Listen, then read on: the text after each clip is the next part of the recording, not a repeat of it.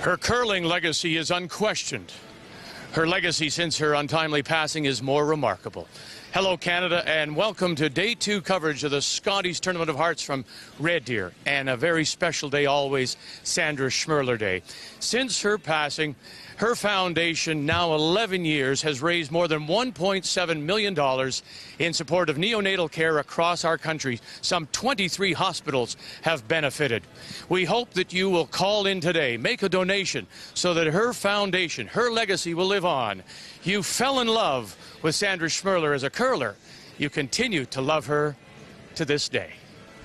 It's a bittersweet return to Red Deer for Marie-France Larouche. It was here in 2004. Larouche reached the final only to endure a heartbreaking loss. Now she's back with a new look team. New Brunswick also has a new look, a new skip.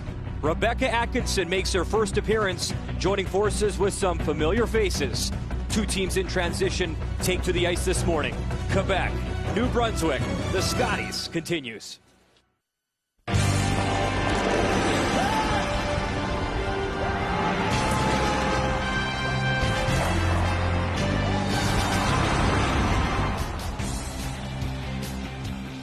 We're in Red Deer, Alberta for the 31st edition of the Scotties. Just north of us is Edmonton. It's known as oil country. For the next 8 days here, it is curling country. And after day one, here is a look at the standings and what has shaken down so far. You have Ontario, British Columbia, Team Canada, Manitoba, and Saskatchewan still perfect. And Nova Scotia, New Brunswick, Alberta, Newfoundland, and Labrador are still looking for their first wins. As we welcome you inside the Centrium and the morning action covered by Brian Mudrick and Kathy Gauthier. Kathy, back in 2004, the Scotties here was fantastic, actually second when it came to attendance overall. But one person left pretty sad, and that was Marie-France Larouche. She lost in the final that year to Colleen Jones. She's back with a new team. Brendan Nichols at third, two rookies on the front end. The rookies have played great. You think the skip has to step it up a bit? Well, she does. It's not percentages. The team overall is playing well in that 1-1 split, but I saw some very uncharacteristic mistakes from Marie-France last night. It was strategy calls. She was very fortunate to win against Newfoundland Labrador. When you come in with rookies and you are a smart skip, you need to faire attention, you need to pay attention to the ice and learn. Also a new look for New Brunswick. We've seen Andrea Kelly here many times before as a skip. She's back again, but this time just throwing those fourth stones. Skipping now is Rebecca Atkinson. She's a rookie at the Scotties. She admitted, actually, at the beginning, she's not that aggressive. You feel that has to change, though? There is no doubt it has to change. Andrea Kelly made a lot of shots last night, but they did not play one guard against Team Manitoba's Jennifer Jones. You can win at juniors by keeping things simple. You cannot win at the Scotties without the full package. And we have all four sheets in action this morning. We will keep you up to date as well. It is Sandra Schmirler Day here on TSN as well. First Raw coming up next from Red Deer, Alberta.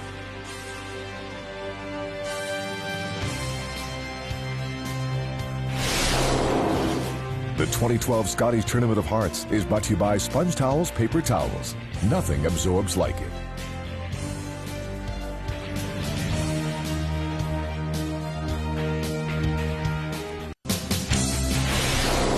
The 2012 Scotties Tournament of Hearts is brought to you by World Financial Group. Proud to be a sponsor of the Season of Champions. Your dreams, our strategies. By Tim Hortons new lattes made with premium espresso. And by Capital One. What's in your wallet?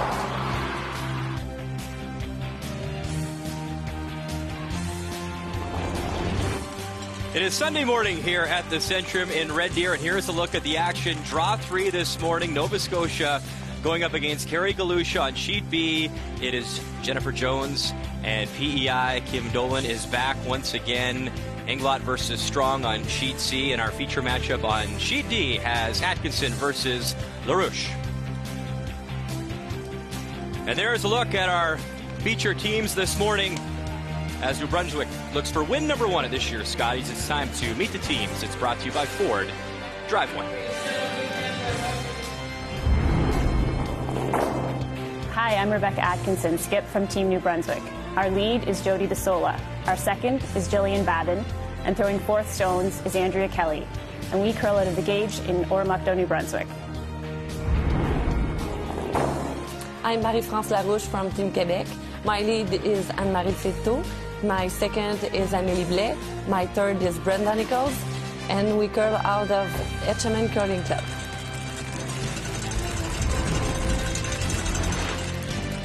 And Marie-France Larouche coming off her first victory of this year's Scotties against Newfoundland Labrador last night. It is New Brunswick with the Red Stones, Quebec with the Yellow Stones. New Brunswick has the hammer, so that means leading us off, a rookie here at the Scotties, making her first appearance. It is Anne-Marie Fileteau, curling out of the Etchemin Curling Club out of Quebec City.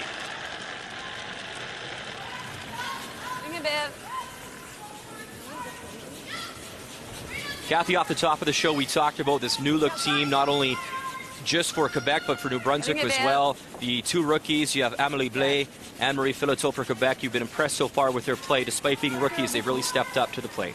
They really have. They've not shown a lot of jitters. If they have, you see a great first stone right in the forefoot by Anne-Marie. This is the kind of tactics that you would expect in the first end. So for Rebecca playing the hit right away with Jody DeSola, that is not unusual. What will be interesting is if during the course of the game we will see New Brunswick start to change their tactics and put some pressure on this Quebec team.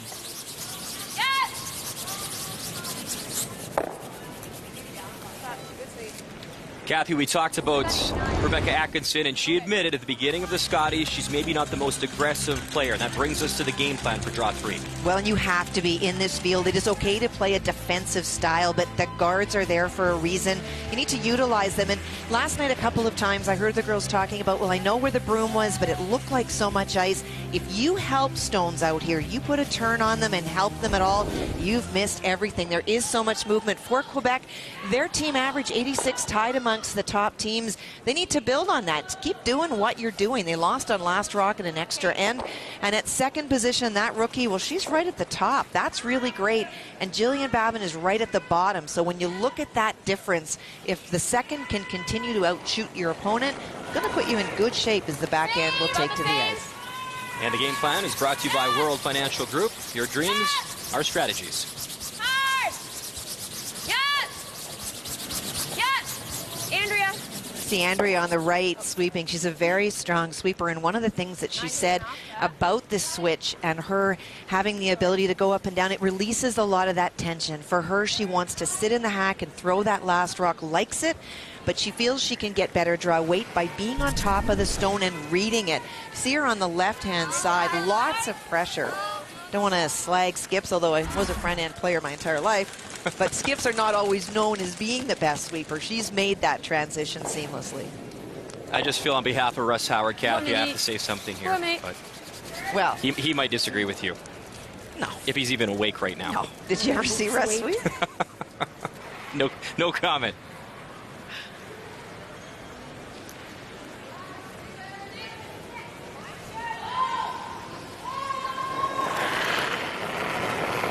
Just 22 years of age, Jill Babin making her third Scotties appearance. She had some struggles for sure, and they did something that was a little bit unusual in my opinion last night. They got down 4 points and they chose to move players around. Jillian came out and their fifth came in order to receive jewelry. If the teams win, players must be on the ice a couple of times, and I completely get it when teams are up. Manitoba also made a change last night and brought in Jennifer Clark-Ruier in that game, but they were up 4. That's when you usually make that change. It's not when you're down, and it didn't help, unfortunately, for New Brunswick. Whoa. Clean. Roule un peu, Brenda. Beau. C'était un peu down. Ouais, j'ai 17-33.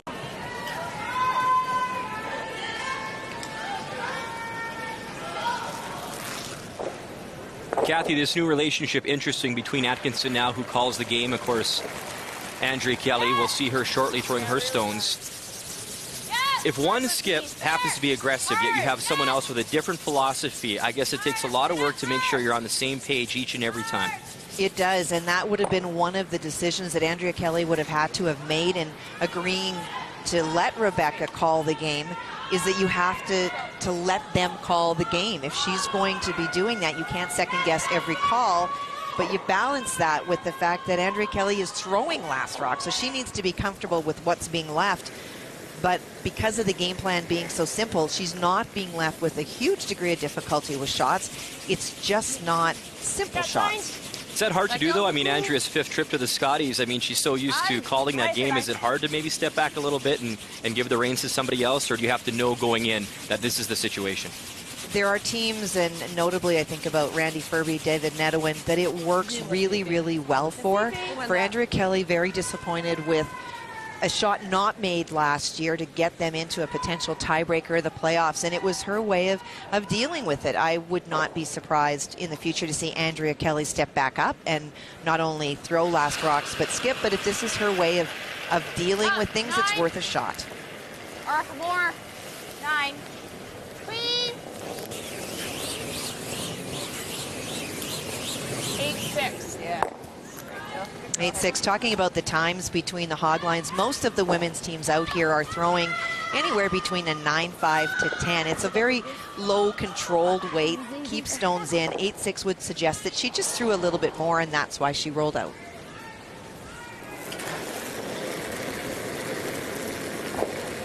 Brenda Nichols throwing third stones for Team Quebec. Not new to the Scotties, but a new addition this year for Marie-France. A very strong skip over the years, very good cash season player from Quebec, joining forces.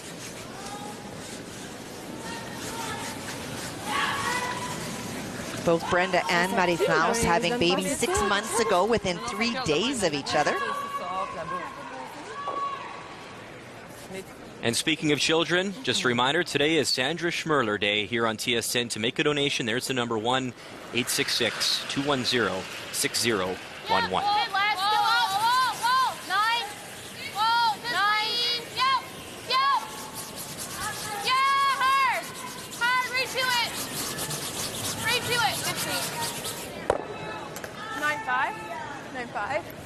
Okay. That was good weight, Becky. That's good weight. I had a chance to chat with Brenda briefly and had a little boy named Jesse, and she said coming to this event he won't be here, so this is the longest that she'll be away from him, and said it was going to be very hard. But we talked to a lot of these athletes, and juggling being a mom and being a competitive curler is tough, but something you have to do. It is very difficult. There's lots. You talk about Brenda, you talk about Marie-France as she sits in the hack to throw hers. Justin is 6 months now, so she's in that same situation. Jill Officer, a baby of 3 months. If you want to compete in any sport, curling is something that allows you to sort of bounce back from labor and delivery if it goes well relatively quickly. But there is this little person that still needs some attention, and this is where families play such a huge role for these curlers.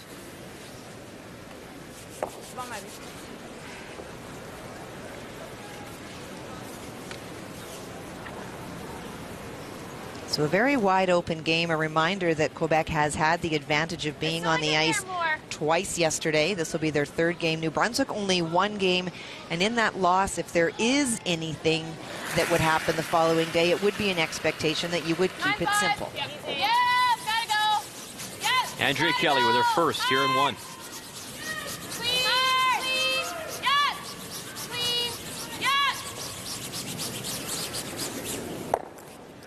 9-8. But I think I threw very well. That's good.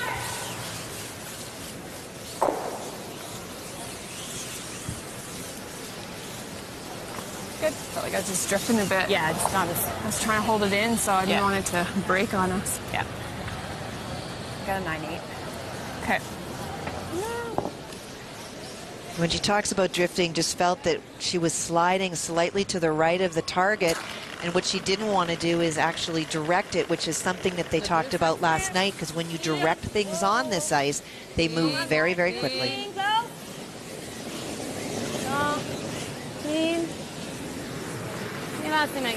So all roads leading to a blank end here in 1. Sorry.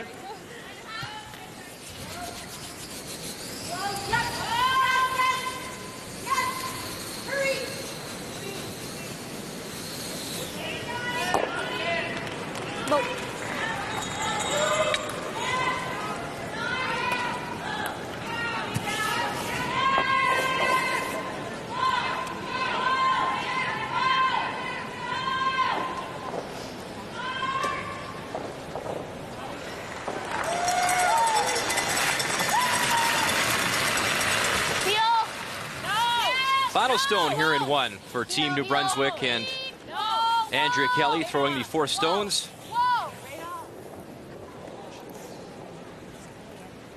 And a flash and an early mistake here in Red Deer, as Marie-France Larouche will steal 1. 1-0 Quebec through 1.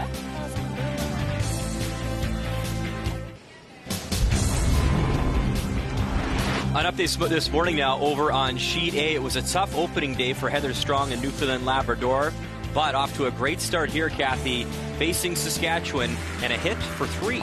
And this team is very good. Heather Strong's team has made a lot of shots yesterday. I can't believe they're 0-2. They lost both on last rock, but what a great start this morning. A chance to put a 3 spot on the board. Makes no mistake. The hit and stick, and there it is, 3. So a 3-0 advantage early over Saskatchewan over on Sheet C.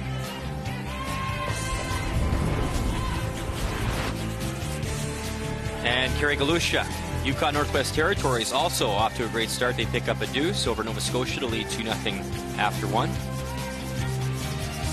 And Manitoba, led by Jennifer Jones, but it is PEI getting the early jump with a 2-0 advantage there. A great story as Kim Dolan is back competing once again here at the Scotties. In our feature matchup, a mistake with a final stone, as Andrea Kelly missed the blank. A steal of 1 for Marie-France Larouche. So it is 1-0 Quebec with action here beginning in 2. Whoa, 12 pieds maximum. Well, it is a mistake, and you know, we heard Andrea say after her first one that she felt she was drifting and was so scared to direct it, and so then you sit in the hack and have a shot that is essentially in the same path, and what you wind up doing is making sure that you're to the broom. If anything, you're a little bit full, and with the kind of weight she threw, it just didn't move.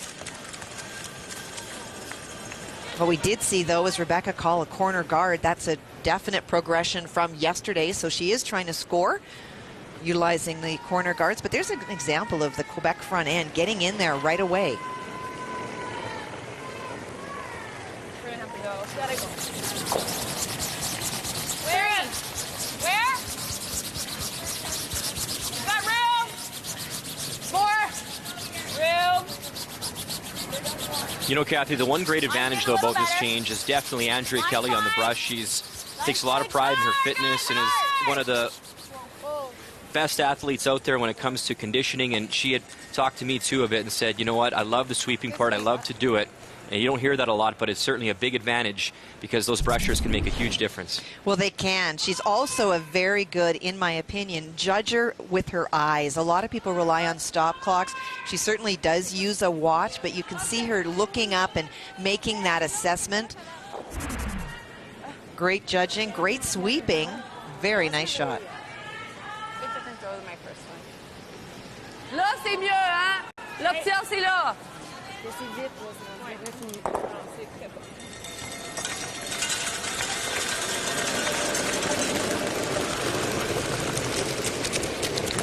Marie-France just letting her know that if she's a little bit short, that's not so bad as long as it's in the house. Call is 7-8, so that's T-line or back. Yep. Yep.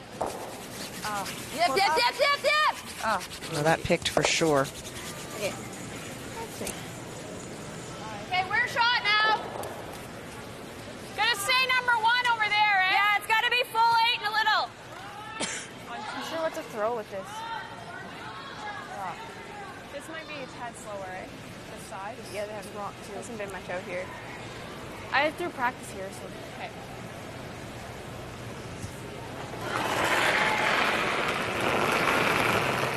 That opens the door here now for New Brunswick to try to split the house and eventually score there too. T-line!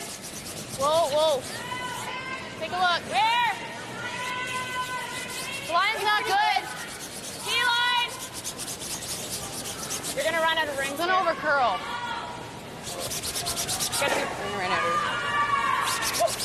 Well, their weight is really good, but it curled so much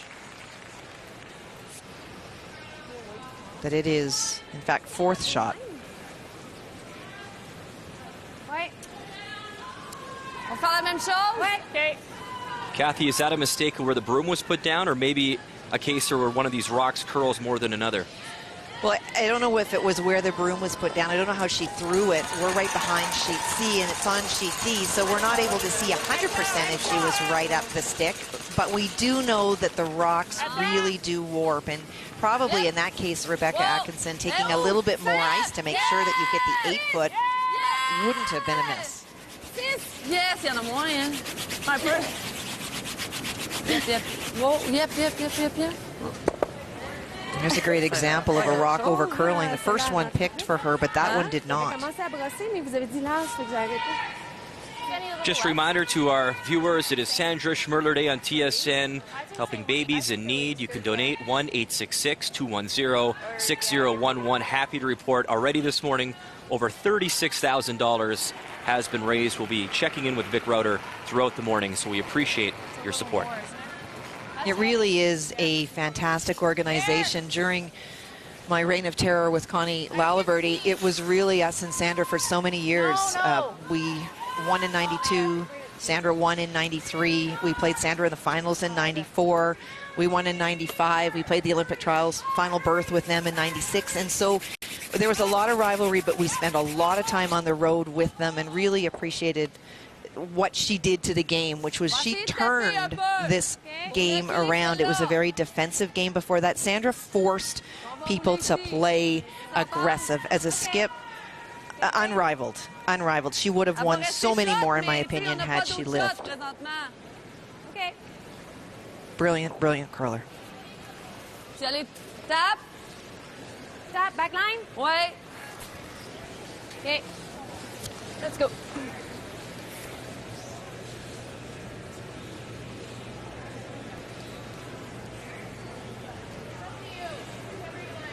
Lots of rocks here for Brendan Nichols.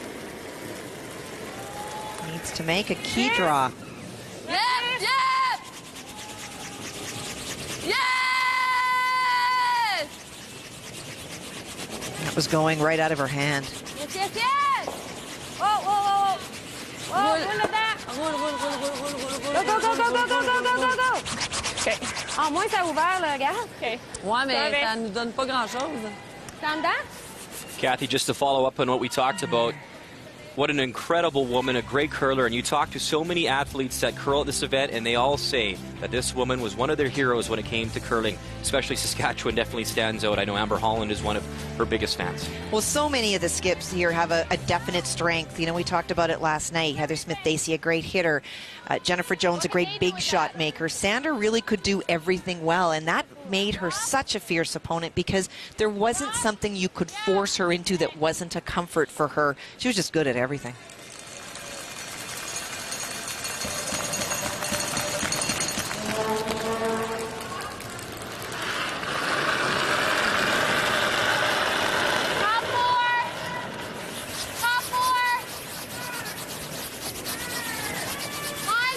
It has been broom struggles for Quebec in this end. You have to throw the rock dead straight at the broom with rotation if it is going to follow the same path every time.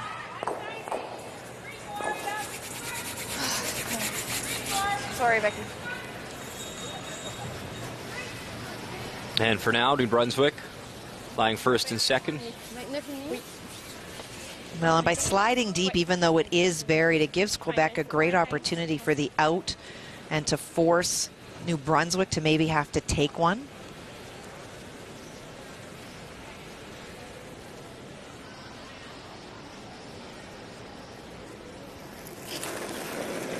Brenda Nichols at 39 years of age, her fourth trip to the Scotties. That's fine. OK, allez-y. C'est là. La ligne est belle. Faut y aller. Yes. Yep. Too long. La ligne est parfaite. Go. C'est light. Yes. Push. Faut toucher au blanc. Go. Try to drag it back to that red stone. Won't quite get the 4-foot.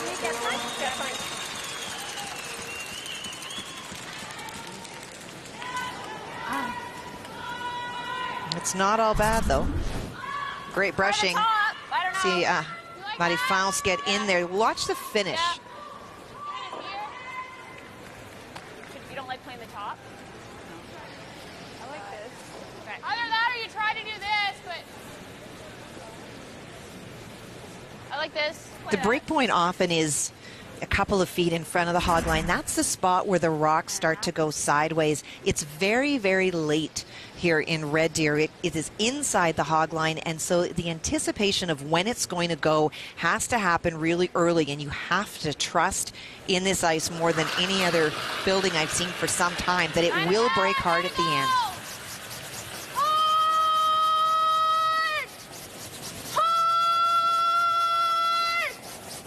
Andrea calling him on it the entire way. Just gets by the guard. Little roll. Pretty nice outcome. Now it's pretty close, too, for the third shot. Well, they called this all the way to hit and to roll away. Goes across the top. Doesn't need to touch that stone back, but it essentially acts as a catcher.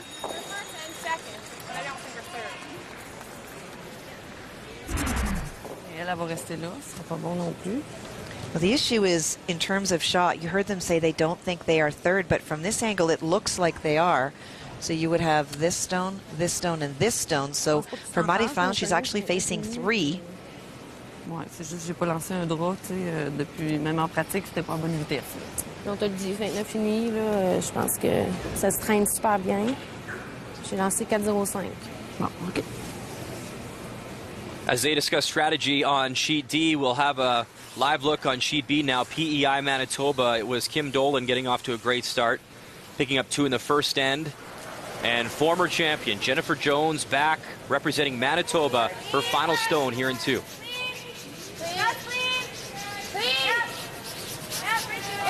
Has a chance to tie this game up here in 2 with a hit.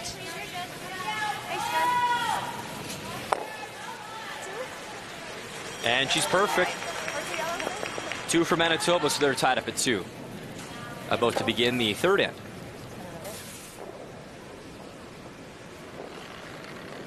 Well, and back here for Marie-France, there's not a lot of good hit opportunities because it all jams onto her own, trying to play that freeze down to that stone thrown by Becky at the back of the 4.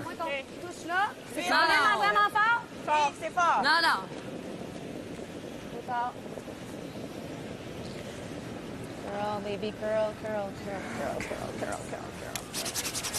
Okay. Okay, come on, Maggie.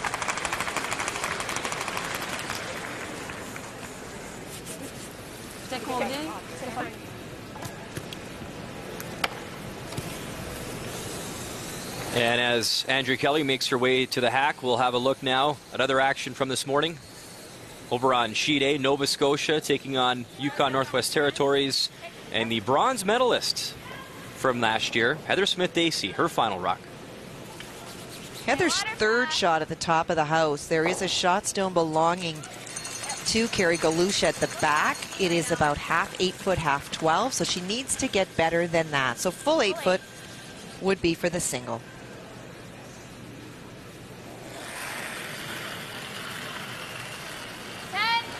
As the front end guides it in nicely, and it is a single, so 2-1 Yukon Northwest Territories. As we now in our feature game see the rock delivered by Andrea Kelly. Jams a bit, but makes the yellow go away, and New Brunswick looks to be lying 3. Well, she overthrew that stone a little bit, wanted to get across the face of it and roll on the inside. Does avoid the jam. They were yelling at it to curl all the way. If it over curls, it's better, but she gets enough of it that she gets rid of it, and she gets a great roll, which changes the shot for Marie-France. Now, there is a double, and that's what she is playing. Wants to run this stone straight back. Normal, fait double sur le nez. Yes. Let's go. Je vais aller normal moins. Okay. If you put a yellow on top of that red one that she's hitting at, it may still be that New Brunswick would be lying 1. This is damage control. No. Pas loin de normal. No. No. Yes. No. Final stone here in 2 for Marie-France Larouche. Nice shot. Nice shot. Spills them both and gets herself out of some trouble. That is very nice shot. It's not an opportunity for her to be shot. But the way this end was shaping up, so many reds in play. You can see that red stone still is shot. But even if she rolls, she's not going to get shot. It is making some of the bad ones go away. When I say whoa, I mean whoa. Do you like a hair less? Yeah, that's fine. So, 4 seconds? Yep. Yeah. 95.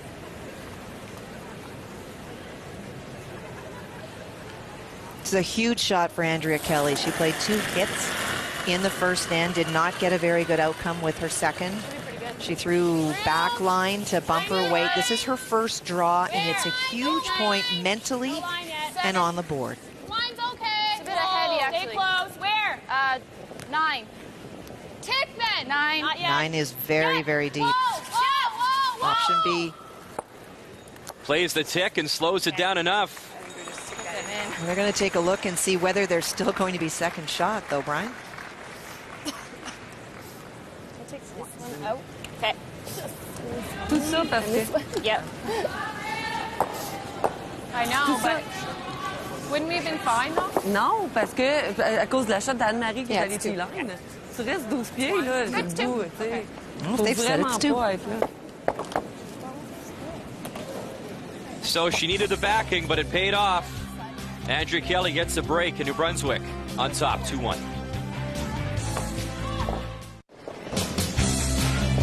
We're in central Alberta for this year's Scotties. Today is Sandra Schmerler Day on TSN. And for an update, we send it over to Vic Router. Right here at the other end of the Centrium, champions start small. Indeed, that's what the Sandra Schmerler Foundation is all about. In support of neonatal care centers across the country, we told you that $1.7 million has been raised in the 11 years. The number is on your screen. We hope that you will call.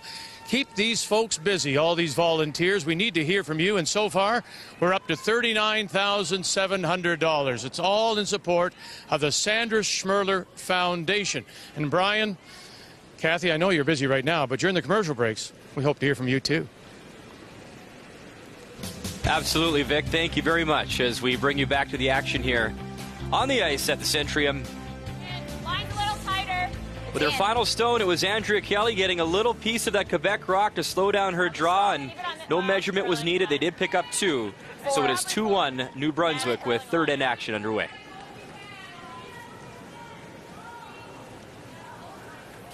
Oh.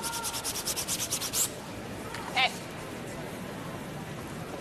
Let's go. Hi.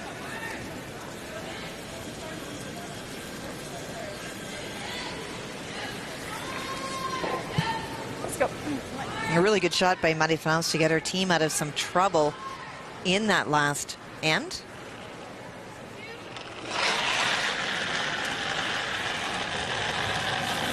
Yep. Right. Yep. Yes. Playing the double. Yes. Yes. Whoa. Yep. Whoa. Whoa. And we'll get it. Update now over on Sheet C. Saskatchewan facing Newfoundland and Labrador. It was Heather Strong coming out very strong, picking up a 3 spot early, and now Michelle Inglot trying to answer, playing a little tap back to try pick up 2. Hard. Hard. Hard. Nicely does so. So there is 2 for Saskatchewan. Strong still leading 3-2 after 2. Inglot coming in with a 1-0 record. I got it a 9.85. Oh. 9.8? 9.8. That rock is just slow.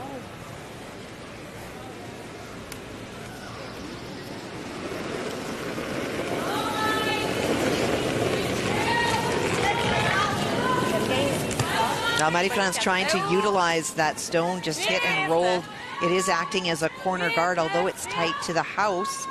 Because the finish on this ice is so strong, you can get by that guard with a comfortable amount of room and be overburied.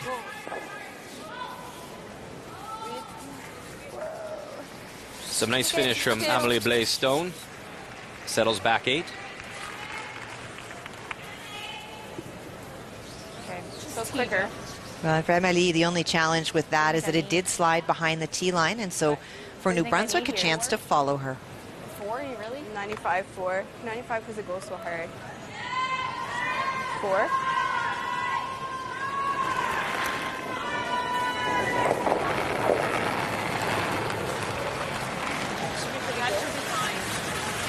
Pretty good. We're good. Close. No. We're T-line. The line's good. Getting better. We're T-line though. T, you're better. Getting Good really communication from Andrea about where it is. We got to stay on for line or? No. Nice shot, Jill. Good one. Very nice. I got 4 on that. On its own all the way. They knew that it was about T-line, which it is. They let it finish so that it didn't bounce off.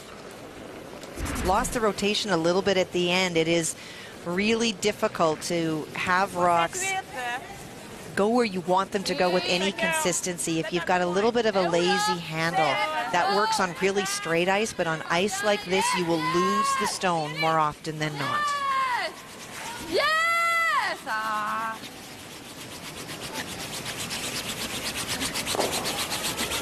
And that's just going to be light. OK. C'est 2 fois. J'ai pogné le même chrono pour les 2. C'est 2 fois Ouais, que... OK. Fait que ça va être un encore. You guard though. She's just drawing around. Yep. T-line. Okay. Same weight as before? Just looks like it sort of rubs a little bit. That's why the handle started to turn a little bit. Great angle. Great camera shot. I like that, I think. Looks same as it has been. Yep. What are we doing? We'd mentioned Atkinson is a rookie, but does have a lot of experience, especially out of her home province. 4 provincial titles, a national mixed championship back in 2007. Read on T. It's really light. Lots of room. Hard line. Where? Hard. 4. Hard. Reach the 4. Hard. They decided they wanted to force Marie-France to play a shot in the open, trying to get it to the tee line on the other side.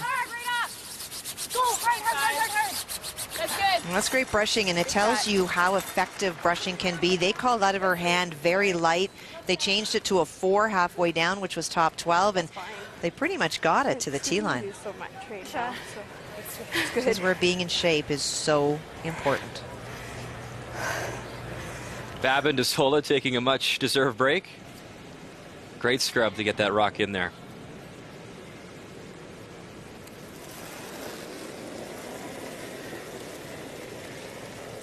Yep, oui. Yeah. Eh où? 4-5. Yep, line. Yes, yes, la ligne. 5-6. Yep, line.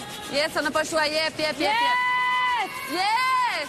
Yes, yes, yes, yes, yes. Moins possible. Go, go, go, go, go. Ouais, c'est ça. OK, OK, OK.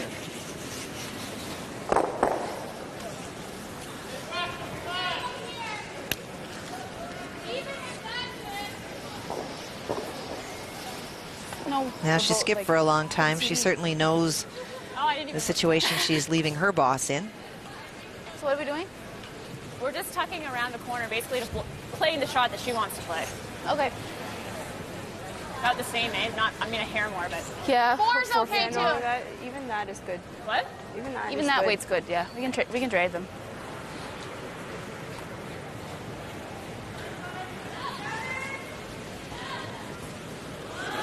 Because of what Marie-France just showed them, plus where the red New Brunswick stone is, they know that for Quebec to try to score the deuce, they will be playing that out-turn around that mess that's on that side of the sheet. They're trying to take that away before they have the chance to play it.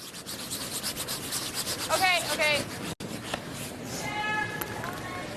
But that is way heavy.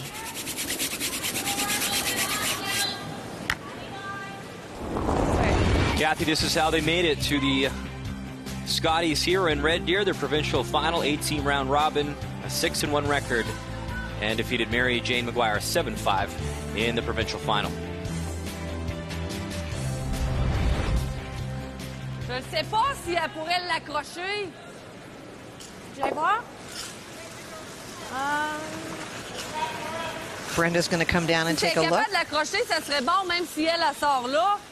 Au moins, si elle est capable de sortir, on resterait comme deux C'est cachés. quand même une bonne distance. Hein? Si je pogne... Penses-tu? Ou sinon, on revient là. Mais c'est pas mauvais, je pense. Là. Peut-être qu'on pourrait... Elle pourrait rebondir ou... Kathy, they're looking for the tap, you think, or an actual takeout? No, they were talking about the angles, about running the yellows Ben, moi, je pense back. qu'il faut pogner ici, là. C'est pour que nous autres, on puisse rouler par là. OK. C'est pas y aller pile white, là. The angles are not set up great to remove that red stone, but she wants to create an opening, so she's got a Ouais, shot. OK, on va l'essayer. C'est correct? Ouais.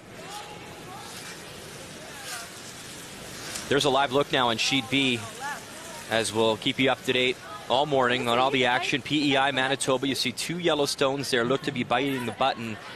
It appears that Jennifer Jones is 1-2. Final stone here on the way now from Kim Dolan of PEI. Kim's got all of that top yellow stone. If she's able to get right to the nose, Brian, the double is there for 3. Calling him off by the Gardner problem. Gets one. Very nice. Fills them both. A big 3 for Kim Dolan as the veteran. A 5-2 lead now after 3 over Jennifer Jones. That PEI team has come in very strong. Lost in an extra end yesterday and a bit of a sweeping error. Well, that worked out pretty well. Sorry. C'est quoi ça a fait, finalement? Elle passe à côté. Elle a touché à la... Her initial goal was to open it up and to roll the shooter over. You can see that she hits it thinner than she wants, misses that one red, but does catch the other one. And so she is shot, plus the bonus of not only being shot is that she's opened up that out-turn side of the sheet again. Of course, a good skip would say I planned that all along, obviously. She's just glad that she can actually see one of her own in the house. Oh, the other way, too. Hit and roll here is ideal. I guess the only positive, too, though, for Marie-France is that she has a wide-open forefoot still to work with if need be. Oh, that shot did lots of really good things for Quebec. 9.5. Yep. Close. Yeah. Hard. Hard. Right up. Hard. You gotta go. Yeah. Babin DeSola scrubbing right out of Andrea's hands. They get enough. Is that down a little bit? I didn't get a split. Lose the shooter. Down. I didn't get a split. I just feel like we knew the other way. You definitely didn't start it or anything, though. Better. You're gonna log movement though to the wings. Kim, dans ce coin-là, s'il vous plaît. Well, there's that discussion that we talked about in the beginning as part of the game plan, Brian, is that you got to feel comfortable with where the broom is, and they're not. You hear Andrea saying it really has a lot of movement to the wings, thinking that she threw it really well. And when you don't trust the broom, it's hard to have the confidence in throwing it cleanly. Let's go. And so what a change in the course of the last 2 stones. Brenda Nichols opening up the front, getting a little bit fortunate. And then New Brunswick rolling out a great chance here on the out-turn side to corner freeze. And maybe still generate 2 points on her own stones here in 3. Looks like curl. Ah, on est un peu pesant. Ouais, c'est ça, ça se voyait. Elle arrête pas. OK. That's just the weight.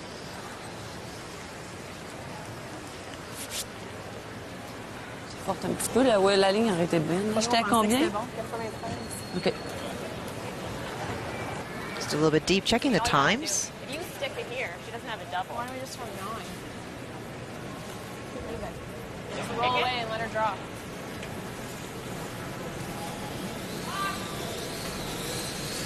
And just next door on sheet C of our feature game, final stone on the way from Newfoundland Labrador's Heather Strong playing the yellow stones. Looks to be a draw for 2. It is. Lots of rocks in play across the sheets first thing this morning. The ice is often at its best first thing in the day, so teams not wasting a lot of time to utilize it, and that's why you're seeing 2s and 3s going up on the board. Very nice. And here's another 2. So Strong in her foursome, off to an 0-2 start, but looking for their first victory, and now a 5-2 advantage after 3 over Saskatchewan. 8-5. The call was to hit and roll away, roll it out, and force Marie France to make a dead draw to the forefoot for her point. We're fine. And she does. Okay.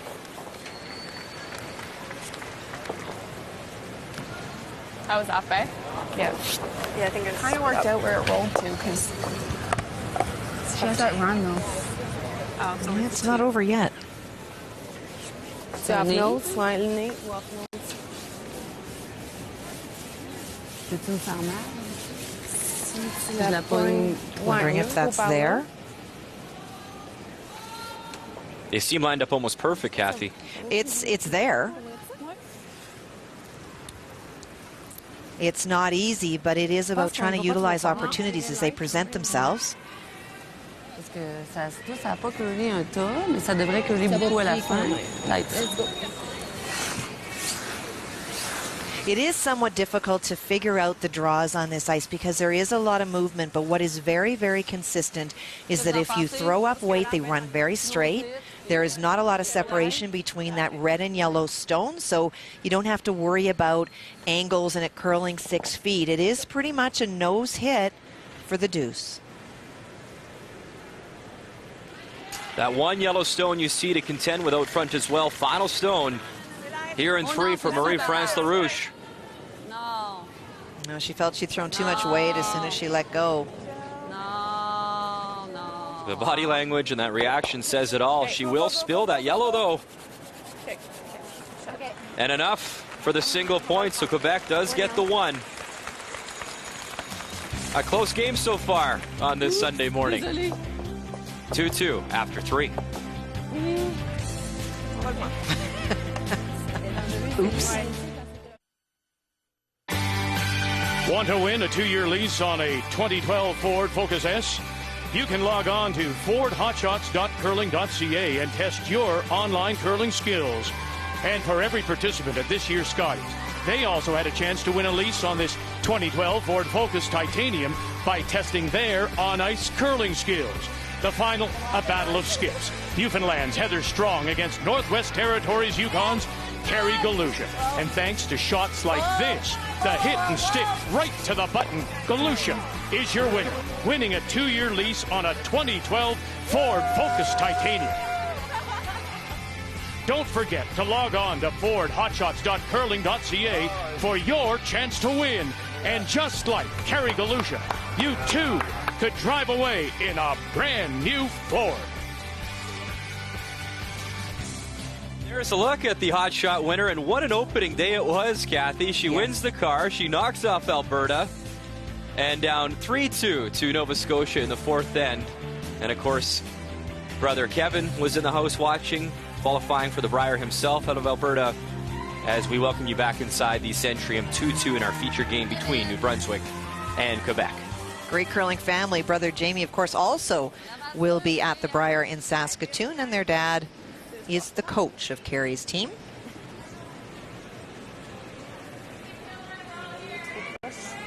Well, a fortunate break for Marie-France on that last end. You got to be close to have those things happening, but the run back, she just overthrew it, but did get that wee bit of a break. I know. Yes, but Frustrating for the team that you're playing against, but those things usually even out. Coming indoors. no, maybe not. So I was thinking maybe if you just go here. Looks like it goes over the top. You go over the top of it. Okay.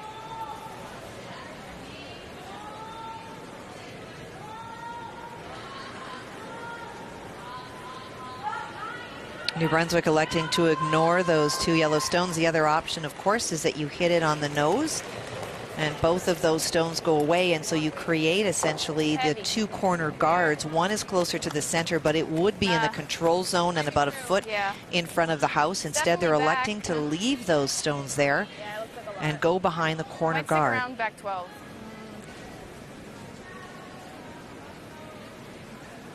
Should I finish it? Might as well bring it back. Oops, I guess I can't. Not bad. Once again, though, disappointing behind the T-line. Kathy, I want to ask you about this New Brunswick team because they've been a team that has been knocking on the door for a bit. Andrea Kelly, no stranger to the Scotties. In your opinion, though, what does it take for one of these teams to go from average and knocking on the door to finally making it into those playoffs? You know what, it really comes from the beginning of the year and the training ritual and everything that you do. And Atlantic Canada really does not have the kinds of bonspils, the number of bonspils that they do in Western Canada. It's based on numbers, sponsors, all of those kinds of things. So teams from Atlantic Canada, unless they get a great sponsor and can travel a lot, are not going to have the same opportunities as some of the other teams do have. And it really starts to show at events like this. We see the New Brunswick team as their coach and fifth look on. They want to do everything they can to help these teams, but when you're used to playing on straighter ice, you're not used to the arena conditions where you do need that extra rotation. We saw so many of their stones over-curl, straighten out because of those kinds of things. And in order to be in an arena setting, you have to put yourself in the slam events. You need to get yourself back to a Scotties. It really is a lot about how much you play and where you play. See Jill Babin removing those two stones. Her father Mike is the coach this year, and here's a look at Andrea Kelly and the numbers over the last few years. See 5-6, 5-6, 5-6, and disappointing with 3-8 in 2011. Well, keeping in mind that in 2005, the year before this stat shows, she was the Canadian junior champion. So there's a lot of success that's in that, even though the numbers may not show that. She vaulted from a Canadian junior to get to a Scotties and wind up halfway through the field in her first year. That's a success story. What the team needs to do is decide if they do really want to win, and if they do, it will take a lot of funding or commitment on their part to start to travel a lot. And they're all at a young point in their lives that I'm not sure that they either have the money or have the time that they can do those kinds of things. It's a huge commitment, Brian. And you talk about knocking on the door. Marie-France almost broke the door down in 2004 here. Must be so tough to get that close, Kathy, and have a taste of almost what you've dreamed of your entire life and then have the door closed on you. Always great, though, to see them back here and battling. And Marie-France Larouche, you know, would love to make another run this year. Trying to play the double.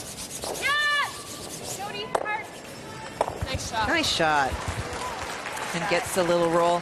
You know, we talk about these teams having success at a Canadian junior level, and what I really think is that the CCA is doing some really good things. There are so many more programs available to young curlers. When we look across the sheets at this year's Scotties, we see a real big combination of the veterans who are here. Michelle Inglot, Heather Strong, Jennifer Jones, very much a veteran, Carrie Galusha, but we also see a lot of the younger people coming in. A lot of the veterans have really young front ends. There are some great programs, and they're really starting to show, which is awesome. Go. Work hard to get that stone out now. But it will stick around.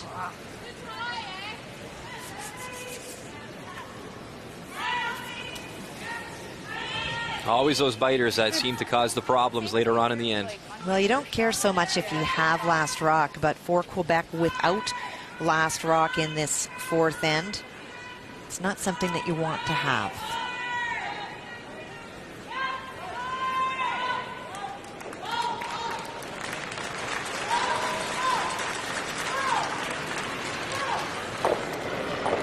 Mine's good, no room. Touchdown, but sweet. 4-5. Trying to tuck this stone also around that corner guard. Room. Still watch. Tons of line. 6, 7. Yeah. You're gonna have to go at the end though. We're doing you don't want it deep though. Very soft handle. It is our first Sunday morning here at the Scotties, and today a special day, Sandra Schmerler Day. Please donate 1-866-210-6011. We'll be checking in with Vic Router throughout the morning. Please keep those phones ringing. Marie-France, Brenda Nichols, both having babies 6 months ago. I was blessed to have 2 kids, both Gaetan and Jacques, over 8 pounds, which would be a heifer compared to these little ones that we're trying to raise money for. It is a great and very worthwhile cause. La ligne est belle. Yes, la ligne. Yes, la ligne. Yes. And I'd like to apologize to my daughter Gaëtan, who is no longer a heifer.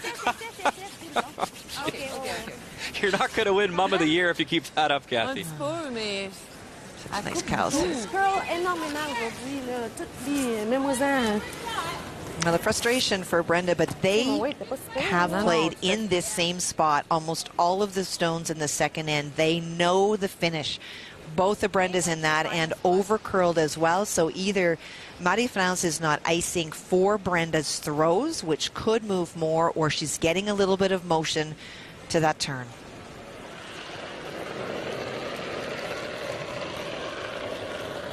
Line's good. 3. Gotta go, line. Gotta go. Really hard. Hard. As the New Brunswick stone lands, we'll have a live look now on sheet A. And it is the hot shot settling in the hack for her final stone. You see the house, Carrie Galusha, the Yellowstones, playing a quiet tap back here, a chance to pick up 2 for a 4-3 lead.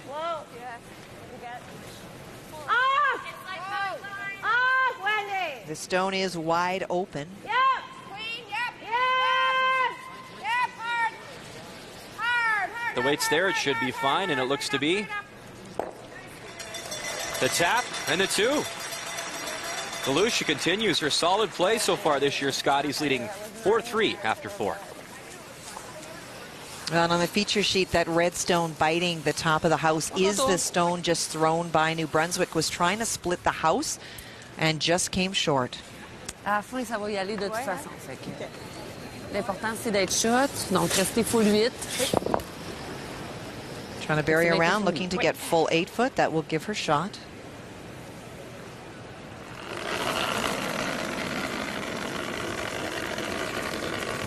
J'ai retenu un petit peu. Okay. 7. La ligne est belle,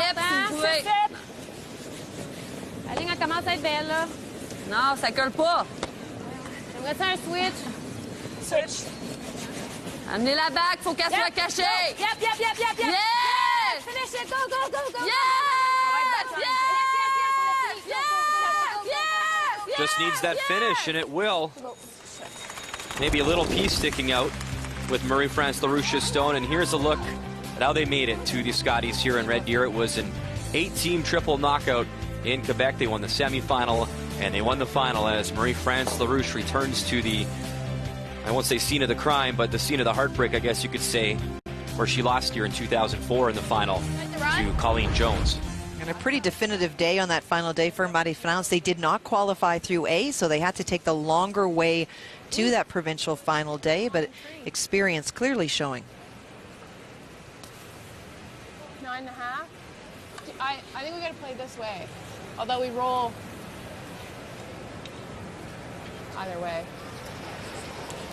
9.5. I like 9.5. Right there. Yeah, we just need a nose. Trying to run that stone back. Marie-France was really worried more than anything else about the line. She did not care where that stone was, but by bringing it back a little bit farther, it does make this run back a little bit more tricky. If we overcurl, Jill take hard on the shooter. Kathy, is that Andrea's strength, her ability to throw that big weight? You know, she throws big weight well, but sometimes, well, certainly today, twice when she's missed the first and when she missed the blank, and then later on when she just, she overthrowed. She was throwing 8.5s, and they were thinking she was throwing 9s. So she is able to throw it, but sometimes she's just thrown more than she has broomed herself to throw.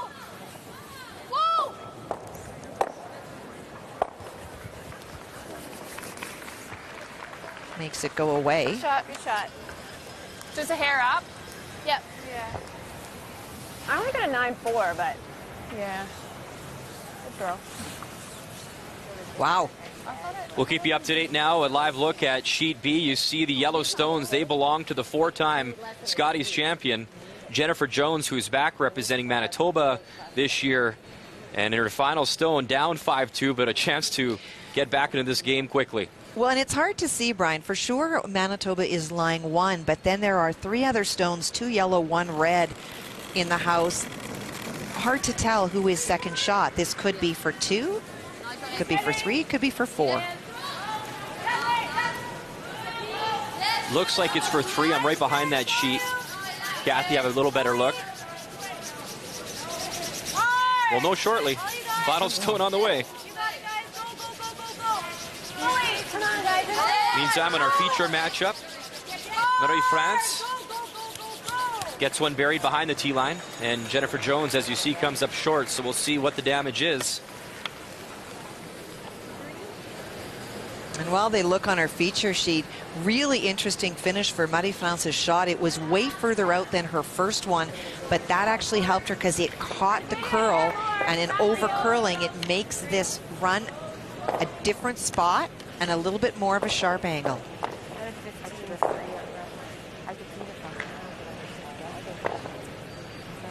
We're watching to see anybody give the sign to the official. And there's a 3 in his hand. Wow, so it was in fact a draw for 4, Brian, had Jennifer made that shot, so it was for 3. Goes on the board. So they are tied up at 5, but a mistake from Jennifer Jones would have been a 1-point advantage, but they are tied up at 5 after 4. And in our feature matchup, Quebec picks up the single, 3-2 after 4.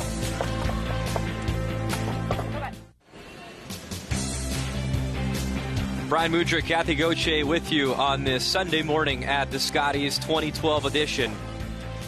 Andrea Kelly throwing final stones for New Brunswick, unable to make the run back, so it was a steal of 1 for Marie-France Larouche and Team Quebec. And an advantage here as we begin action now in the 5th end. Lead stones for Team New Brunswick from Jody DeSola. Probably in.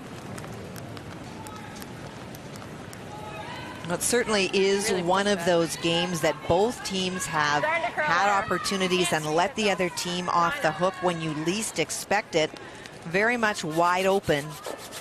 That's actually pretty good.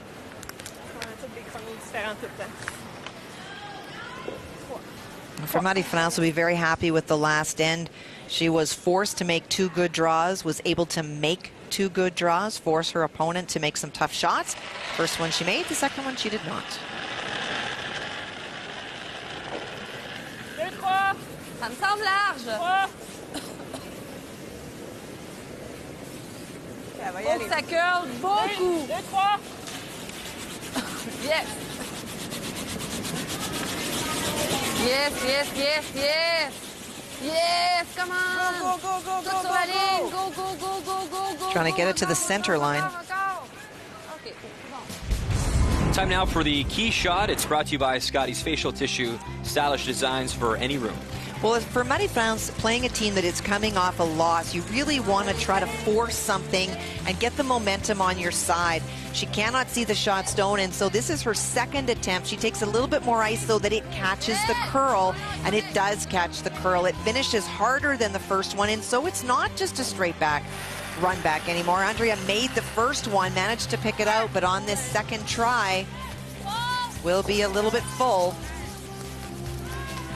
You can see it riding that line, will not make the necessary movement, and it is a big steal for Quebec.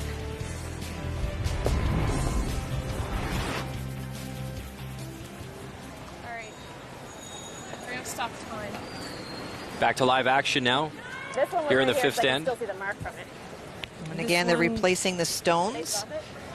That stone was in the open, but because it is still early in the end, it could not be removed from play. No. Who's up? Now the officials should have the board, and it is Marie-France's right to put those stones where she thinks they belong as a non-offending team. Maybe for our viewers, Kathy, unfamiliar with the rule, you can explain the 4-rock rule. Well, what they are able to do is manipulate that top stone, and so in the process of trying to remove it, if they ticked it over, that's acceptable. If they move it in the house, it's acceptable, but you cannot remove it from play. And they hit it hard enough that it did go back out of play, and so for Marie-France, because it is to her benefit, she wants to replace that stone. You just try to set up things as they were before the incident occurred. OK, restez proches. Yep, yep, yep. on est sa garde, on est sa And garde. I should clarify, Brian, that is just for your opponent's stones. If it had been a New Brunswick stone there and you peel it out, you can remove your own, just not your opponent's. And that's just the first 4. Yeah. You like playing this one? A+ for your explanation. Good work. You can't come through the hole on that, so. Yep. I like teal, Jill. What am I doing? Just peeling it out? Across the face of that yellow. The run. Run?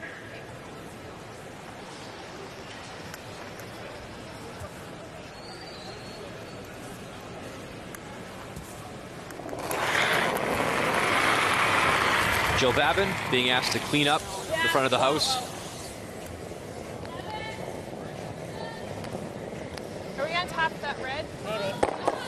Hard, hard, hard. Opens up one side. Would have been a very nice bonus for Jill if she was able to move that stone that's on the sponge towels just into the house.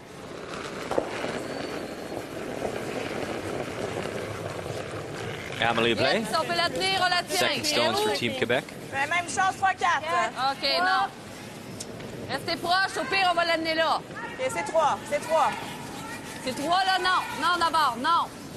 Non, c'est 3. 2. 2, c'est encore mieux. Entre 2 et 3. 2,5. OK. Nicely guards that stone out front. Yep. Shot by Amélie, and because of that, Really thin, Jill. you can see that Rebecca's gone up there looking for the double peel. You're throwing peel weight.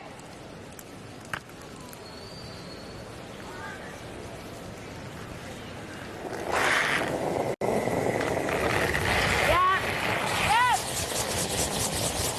Yes! Hard, please! Exactly what I was saying. Wow. Gets the yellow off the center line, but it's still out front. Jill, she was playing it thick. A little bit of dissenting views. Jill was saying whoa because she was afraid she was going to hit it thick enough to leave that yellow one there. And you can hear Andrea yelling that that was the way, or the opposite way that the skip was calling it. And sometimes that does happen on those sorts of shots where the thrower is looking at a way to hit it, and in fact the skip is calling it from another angle. And what it means is that you have two sweepers that are very confused. The general rule of thumb is whoever is screaming louder, you listen to. Ah, tiens, le cul est là. Mais il en est fort un peu. C'est pas, c'est screen. OK. Whoa. That over curl just at the end. There is a slight hole. And a reminder, Sandra Schmerler Day, 1-866-210-6011 as we support babies in need across Canada. Last check, we're over $44,000 on this Sunday morning, so thank you for your support, and we appreciate the phone calls, and please keep it coming. 9, yeah! Whoa! Hard! Trying to get through that hole. Whoa! Hard! Really Rebecca hard! Atkinson Hard, guys! through the hole, hits it right on the nose to sit shot stone. Good shot. There is, watch the room on both sides. Not a ton of room, but there is. Andrea, they're hoping that they were going to get a roll to the right as we look at this. And by staying in the hole, it's now Brenda Nichols' turn to see if she can follow that path. Yes! Yes! Yes! All the time! Yes! Yes! Yes! Wow. That's great brushing to get that. Brenda was tight out of her hand. Well swept. Good shot. Good shot, Brenda. Good shot. They kept that very straight. Sorry, Muddy. Brenda is such a great player. I had a chance to curl with her at a charity event as well in Toronto, and not only lucky for her. Yeah, her shoulders were sore from carrying me the whole time, but just a great person and a lot of fun to be with on and off the ice. And I think you talked to your skipper, France Larouche, and she'll tell you that having that personality and that up attitude even off the ice is such a benefit in a week like this. It sure is. Another great shot. This event really is about curling, but it is so much more, and that is what makes the Scotties such an amazing event to be a part of. It is a very long week, and if you only curl and do nothing else and don't take the advantage to learn and to spend time with your opponents and see what they do and build lifetime friendships, and you're missing part of it. But it is very stressful, and having somebody like Brenda on a team who's very relaxed and comfortable really makes things wonderful. Win or lose. And there's a look now at Sheet A. It is the Yukon Northwest Territories leading Nova Scotia 4-3, fifth end. Final stone from Heather Smith-Dacey as she prepares to throw the rock in the hack. Looks to be hard to say. I can't see that other stone. Looks to be a hit for 2. I guess we'll see how she releases it, if she's hitting or drawing. It was hard to see at that angle, but there is another red stone at the back, Brian, that is not either the biters that we were able to see very well. So it does, in fact, look for 2, and maybe, depending on the biters, it might even be for 3. So there's the 1. There's the second shot at the back, and now I don't know about these biters. Well, they must have made the decision previously. So that's a 2 or a 3? 2 red, yeah. And there it is, 2, so 5-4 Nova Scotia. You saw Terry Lake on the brush, and Terry Lake is actually a cousin to Rebecca Atkinson in our feature matchup. The skip and throwing the third stones for New Brunswick.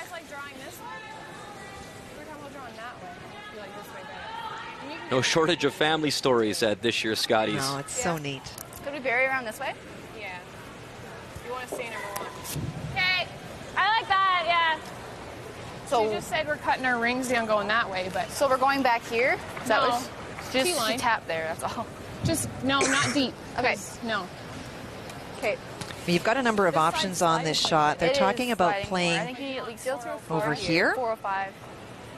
The other option that she could play is to tap the stone, the one that is shot, tap it behind that yellow rock and sort of roll to the side. You want to have a lot of separation between your stones to get the deuce. The key here for Andrea is to stay in front of the tee line and not create a double opportunity for Marie France. Okay, 5.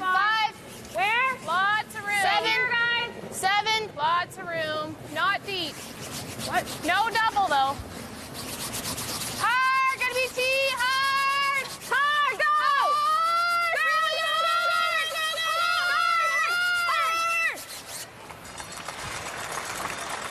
Great scrub to get that stone partially buried as they lie 2. And now we take a live look over on Sheet B, fifth in action, PEI and Manitoba. And it's the veteran Kim Dolan, who was actually the chairperson for the Scotties in PEI last year, and here she is competing once again with her daughter. Final stone here against Jennifer Jones, and it looks like she needs 4 foot, Kathy, just to maybe cut them down to 1. Yeah, it's a really, really tough shot. That yellow stone of Jennifer Jones's team is sitting right on the hearts. You got lots of it. Gotta finish. Gotta finish, guys. Gotta what? Gotta finish. It's no on yet. Really needs to finish, really has to come up for them. What an effort with the weight. Very nice weight.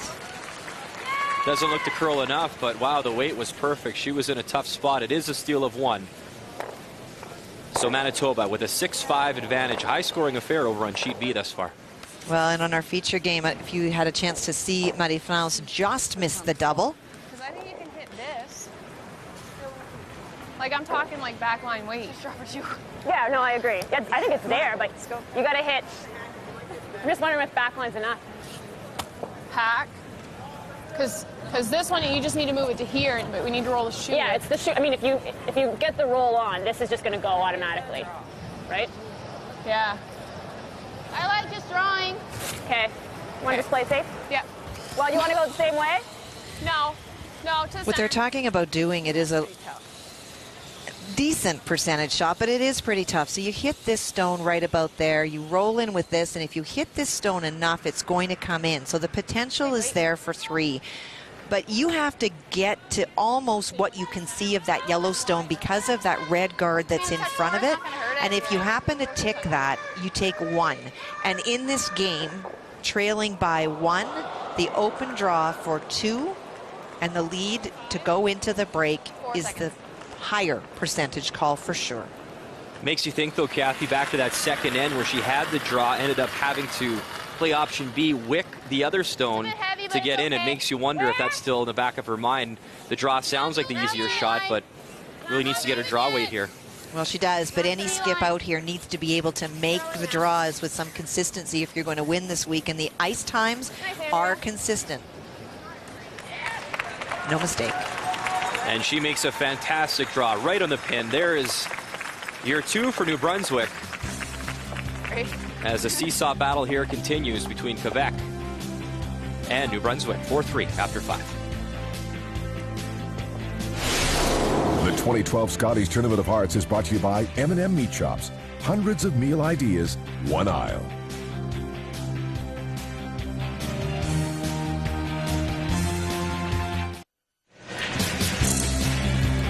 We are in central Alberta here in Red Deer, and a very important day, the Sandra Schmerler Day here on TSN. With an update, we send it over to Vic Router. Brian, it is a very special day, of course, Sandra Schmerler Day here in the Centrium, and it's hard to believe. It was about this time 12 years ago that Sandra passed away, and then 1 year later the foundation was started in her honor, and it continues today, and upwards of $1.7 million has been raised so far in support of babies in crisis, neonatal centers in hospitals across our country. I want to point out a couple of people who have joined us to help us answer the phones. The gentleman on the left is His Worship Mayor Morris Flewelling of Red Deer, and next to him, Deputy Mayor of the County of Red Deer, Richard Lorenz. Gentlemen, it's a pleasure to be in your city, in your region again. We always enjoy it, and this marvelous facility, and some of the best curling fans in the country. So thank you for being a wonderful host.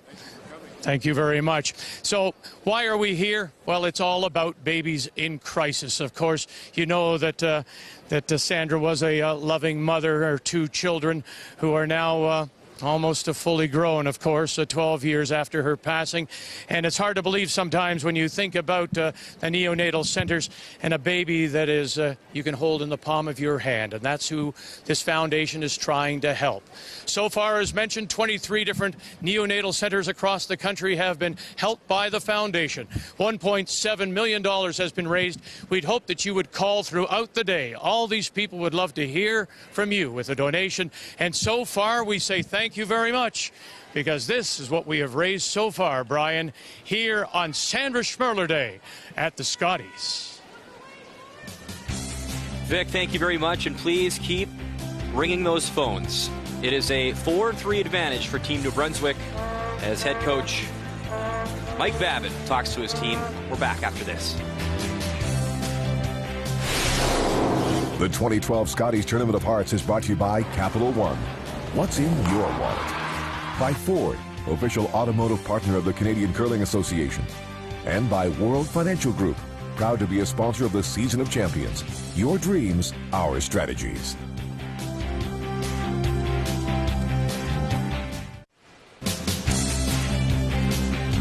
Welcome back to Red Deer, Alberta, inside the NMAX Centrium.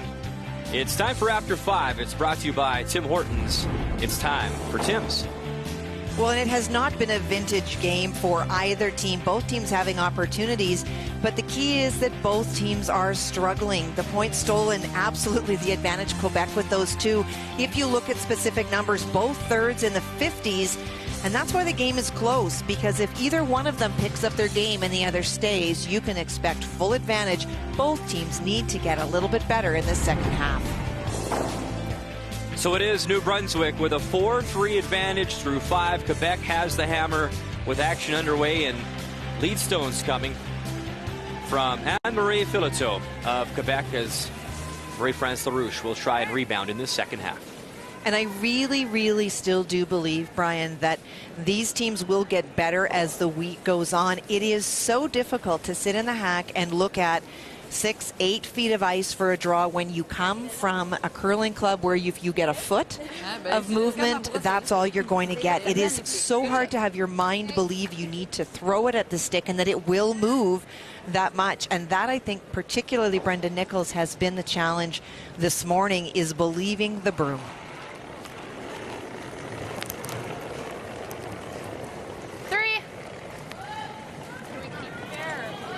No, I think it's heavy. I have to get some finish off that rock. Yeah, this is Fine, it's fine. I don't want to touch it because it might be in. Stay close. Should be on its own, eh? Yeah. Like the curl. There. It's good, Jody. Nice, Jody. Wait.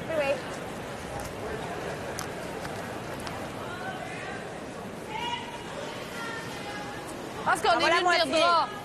Okay. Parce que si on accroche, ça va la remettre. Kathy, off the top of the show, you had mentioned that Rebecca Atkinson, and she had told us in the interviews before the Scotties began that traditionally she's not that aggressive.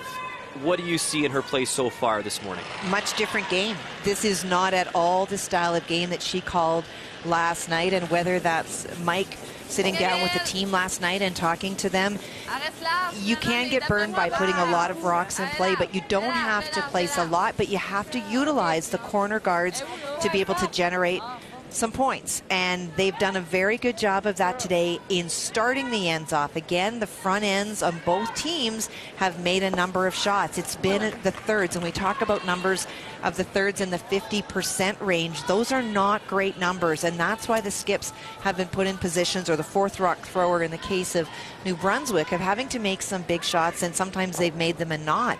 But she's played a much different game today, Brian, and I think a much better game in terms of how she's calling it, trying to utilize her players and the game.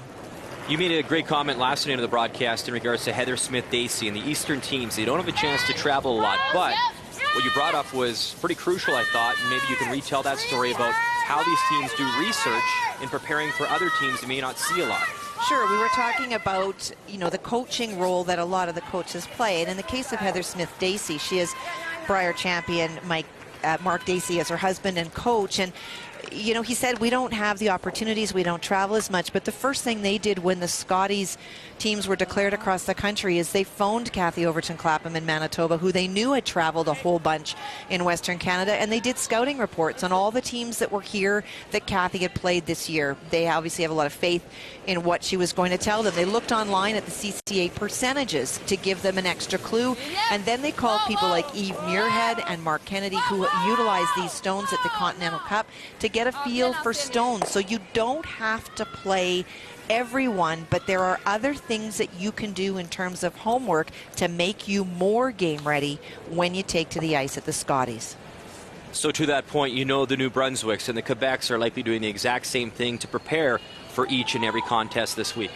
I don't know that they are. I think that credit where it's due. Mark Dacey said that he always did that in men's in Nova Scotia to try to get an edge. Some of the coaches will worry just about their own team tactics, and they will have people watching and doing scouting now that were actually here. Their next game, who are they playing? What do they tend to do? And as the stats come out more and more during the week, they'll be looking at those and seeing what are strengths and weaknesses.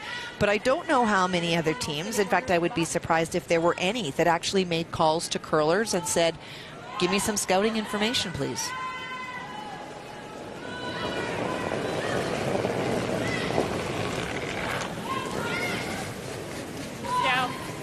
La garder. Check the way, Fifi.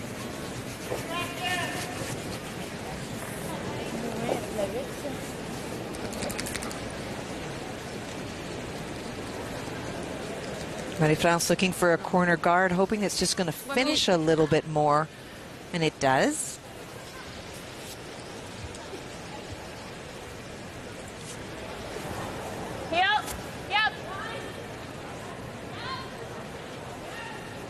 With last rock advantage here in 6, the team from Quebec is not too concerned about the stones in the house.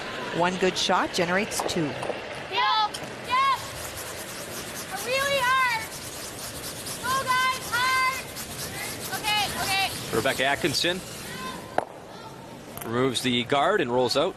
Good shot. It's a nice throw.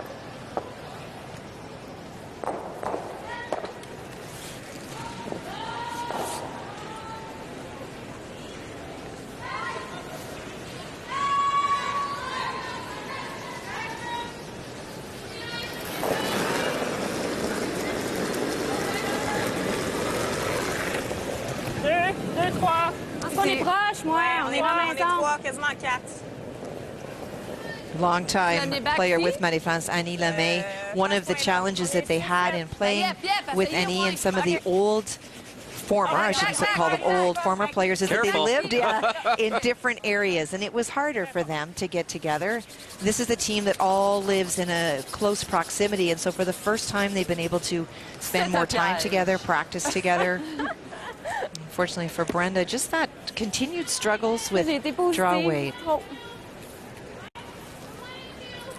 Frustration evident. And to add to your point, Kathy, especially talking with Carrie Galusha and the travels they have to do in the Yukon Northwest Territories, not only just to practice together and then their playdowns and then to get to these events, it's very costly for them. It is a huge, huge distance and at a huge, huge cost. Oh, can you hold it there? Yep. Hard. Hard. Just 2.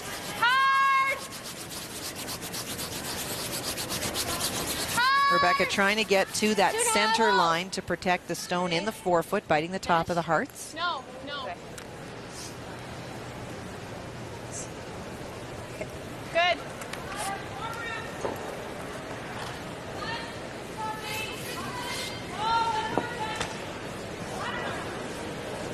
Un peu moins. Ouais. On peut l'essayer, pas trop fort. Au pire, on accroche. Kathy, can you talk to the strategy a little bit about how New Brunswick was trying to run those guards, and now they decide this is the time to guard and try go for that steal? Well, I think that it's for them, being New Brunswick, it really has to do with whether they have last rock or not. And in this 6th end, this even end without last rock, they've got a stone at the top of the hearts. Nothing else in play. It's a way of throwing that guard and protecting, trying to force Quebec to turn the momentum around. Those 2 steals we saw when we looked at the stats after 5 have been to Quebec. New Brunswick's not done that yet, and they'd love to be able to do this. Whoa, whoa. Clean up. Yes. Yes. Yes. Yes. Yes. Whoa, whoa, whoa. A big scrub the entire way from Blais and Fileto, and they will rub that guard. Shooter will stick around for 3rd shot. Wait. Same thing. I like that. Still guard. Okay. You were about right here, and I'm maybe a hair tight. And we'll be updating you all day long. Sandra Schmerler Day here on TSN, helping babies in crisis. To make a donation, 1-866-210-6011. We'll be checking in with Vic Router throughout the morning.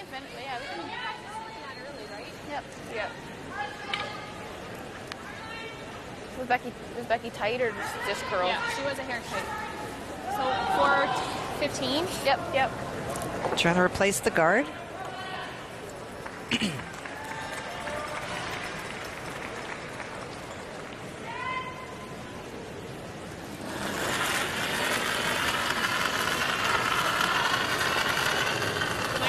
2. Line's good. 2. That's clean. Yep. Line's fine. 2. Yeah. Whoa, whoa. 2. Girl, high. Whoa. 1. Stay close. 2. Whoa. Whoa. Whoa. Sit. Jeez. Just go sideways at the end. Well, they definitely, it almost is, it feels like it's a little bit soft in the middle, and they just break sideways. The bigger thing for Andrea is that guard is so long, and the finish is so good. Marie-France can probably get to the face of this stone. When you say soft in the middle, Pebble is breaking down just because of traffic, or define that? Often that's the case, that right in the sliding path where all the players slide over and there's a lot of traffic in terms of rocks as well, that the Pebble starts to break down. It's not that it goes flat, but there's just less that's there. So when the rock starts to die, it just sort of breaks.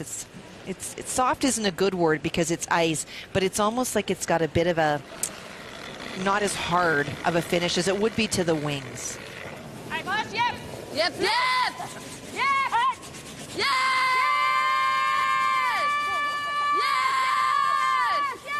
Yes.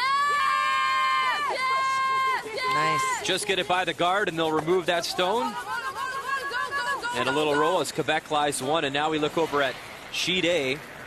Nova Scotia leading 5-4, 6th end, final stone, Carrie Galusha. proving to be a force to be reckoned with so far this year, Scotties. A chance to pick up 3.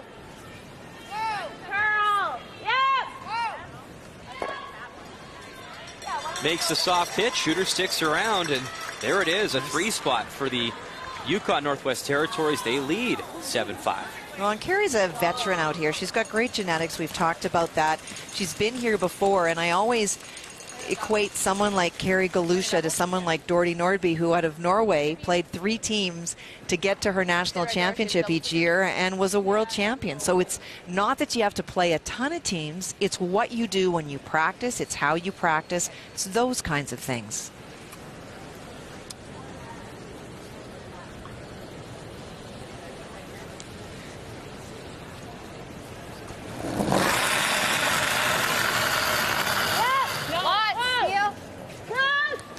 Andrea Kelly. Final stone for her here in 6. Gets 1. Nudges that yellow stone a little bit.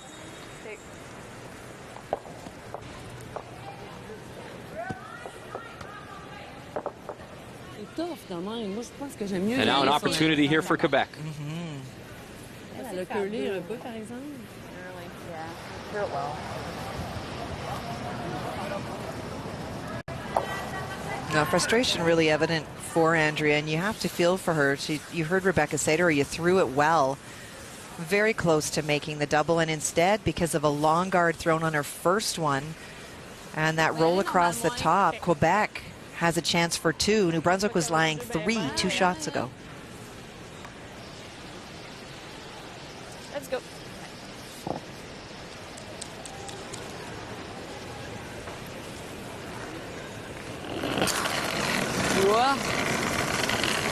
Yes, yes, yes. Bit of a wobbly delivery out of the hack for Marie-France Larouche. Final stone. Yeah, whoa, whoa, whoa. The hit for 2.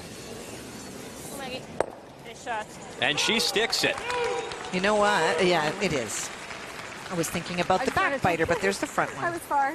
Second guess me, Kathy? Yes, Never. I know, shocking. Let's get serious out here. It is 2. And Quebec is back on top.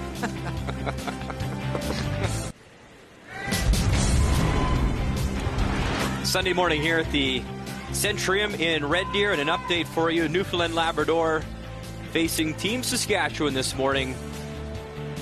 And there you see Yellowstones thrown by Strong out of Newfoundland Labrador. Her final rock needs to draw and get into that 4-foot to get her single. She actually needs a piece of the hearts, I believe, Brian. She is second shot, so this is against 1. But really precise draw weight needed here. There you see the red stone in the house, and the rock for Heather Strong will slide by a little bit too far. So there is the steal for Team Saskatchewan. It is 5-4 Newfoundland Labrador. They still have the advantage. That brings us to our standings. It is still early, but here is the early look. Ontario, British Columbia, Team Canada, Manitoba, and Saskatchewan, all perfect thus far. And of course, a special day here on TSN, Sandra Schmerler Day. And with more, here is Vic Router with the latest update. Vic? Brian, we hope that viewers across the country throughout the day will phone the number on the screen and make a contribution to the Sandra Schmerler Foundation. But there are also some wonderful corporate supporters. And let me introduce to you one of them right now. Joined by the chairman of the Sandra Schmerler Foundation, Jody Melly. This is Mr. Jared Rines. He's the Vice President and General Manager of Icaria Canada. They are a pharmaceutical research company with their focus on babies in crisis and neonatal care. So our thanks to Icaria Canada for making this wonderful contribution to the Sandra Schmerler Foundation. Vic and volunteers, great work. Thank you very much. And once again, the phone number, 1-866-210-6011, helping babies in crisis across Canada, the Sandra Schmerler Foundation. As we bring you back to the action here, ice level, it is Quebec with a 5-4 advantage here in our feature matchup. Yep. As New Brunswick is looking for win number 1, Quebec looking to improve to 2-1. Whoa, whoa, yeah, And I think both teams looking to find a sense of comfort from this ice. You're on it all week. before. The skips in particular need to feel confident with draw weight and where that broom goes. Neither team demonstrating that they're super there yet. I like a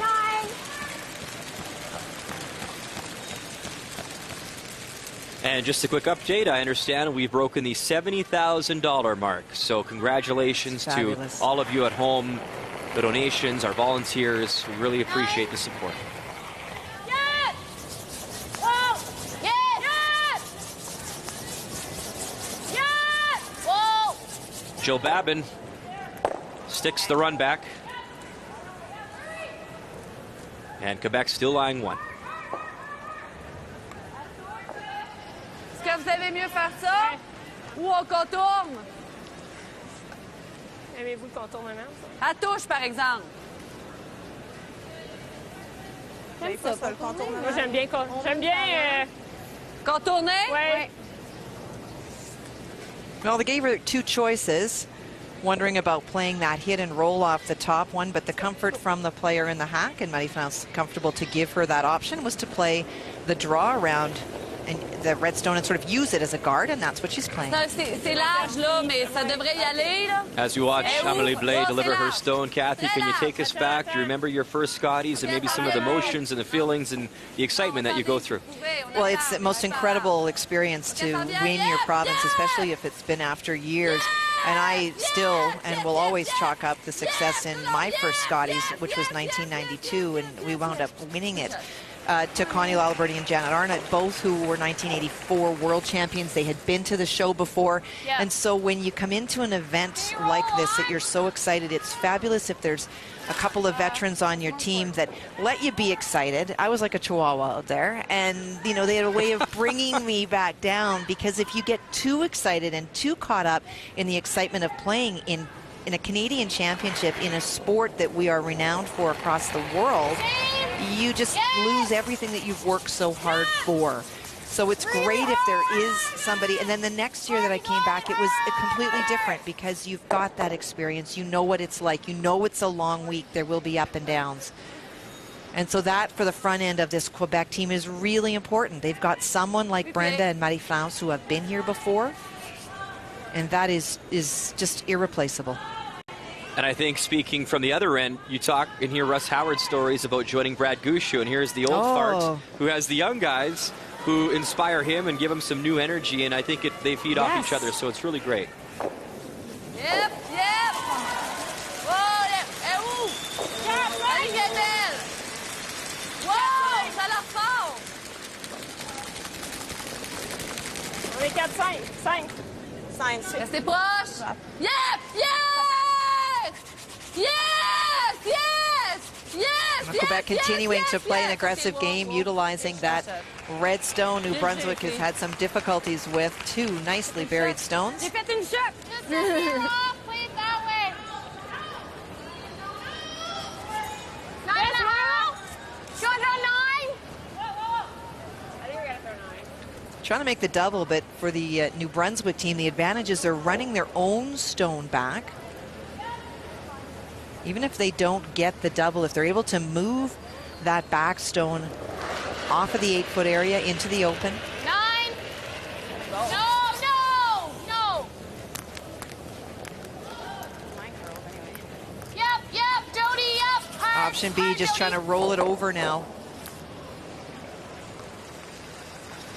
Kathy, we hear them scream out numbers, and 9 was the prevailing one there. Can you maybe explain to our viewers who maybe don't understand what the numbers are that they are communicating? Sure, every team has a regular hit weight. They have an up weight, and it's between the 2 hog lines. That's where the teams are timing from. And so when they're calling out a 9, they're trying to give the person in the house, in this case Andrea Kelly, a sense of how much velocity that stone is moving at, because stones will curl more with less weight. Hein? Eh bien, non, faut que ça curle. Faut que ça curle. 2, 3. Non, faut que ça curle. So a 9, we're talking a lot of weight. If you're talking a 1, What? more of a guard? Is that just across the hog line? No. A 1 on a hit would be more than Kevin Martin's ever thrown. It would be less than a second to get from one end to another. Rocket fuel. There it is. On hits, most of the women's teams out here are throwing anywhere from 9.5 to 10 on controls. The one that you're referring to is the zones in front of the house, where 1 is a high guard, 2 is closer, and 3, that's a placement of stones call versus a weight call. So there are lots of numbers. It's a really good point. And so the teams communicating them, it means something to them, and it may not to anybody else.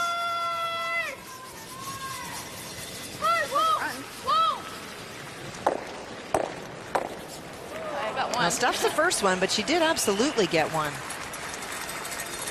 Pretty good.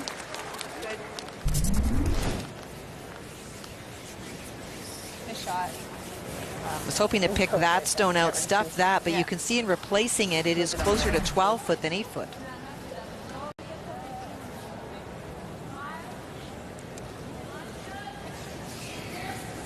Not as bad as it was, but she still does leave that center guard, and so for the team from Quebec, the chance to get 2 stones in. C'est un bon 24. OK, fait que c'est comme ici, dans le fond? OK, ça,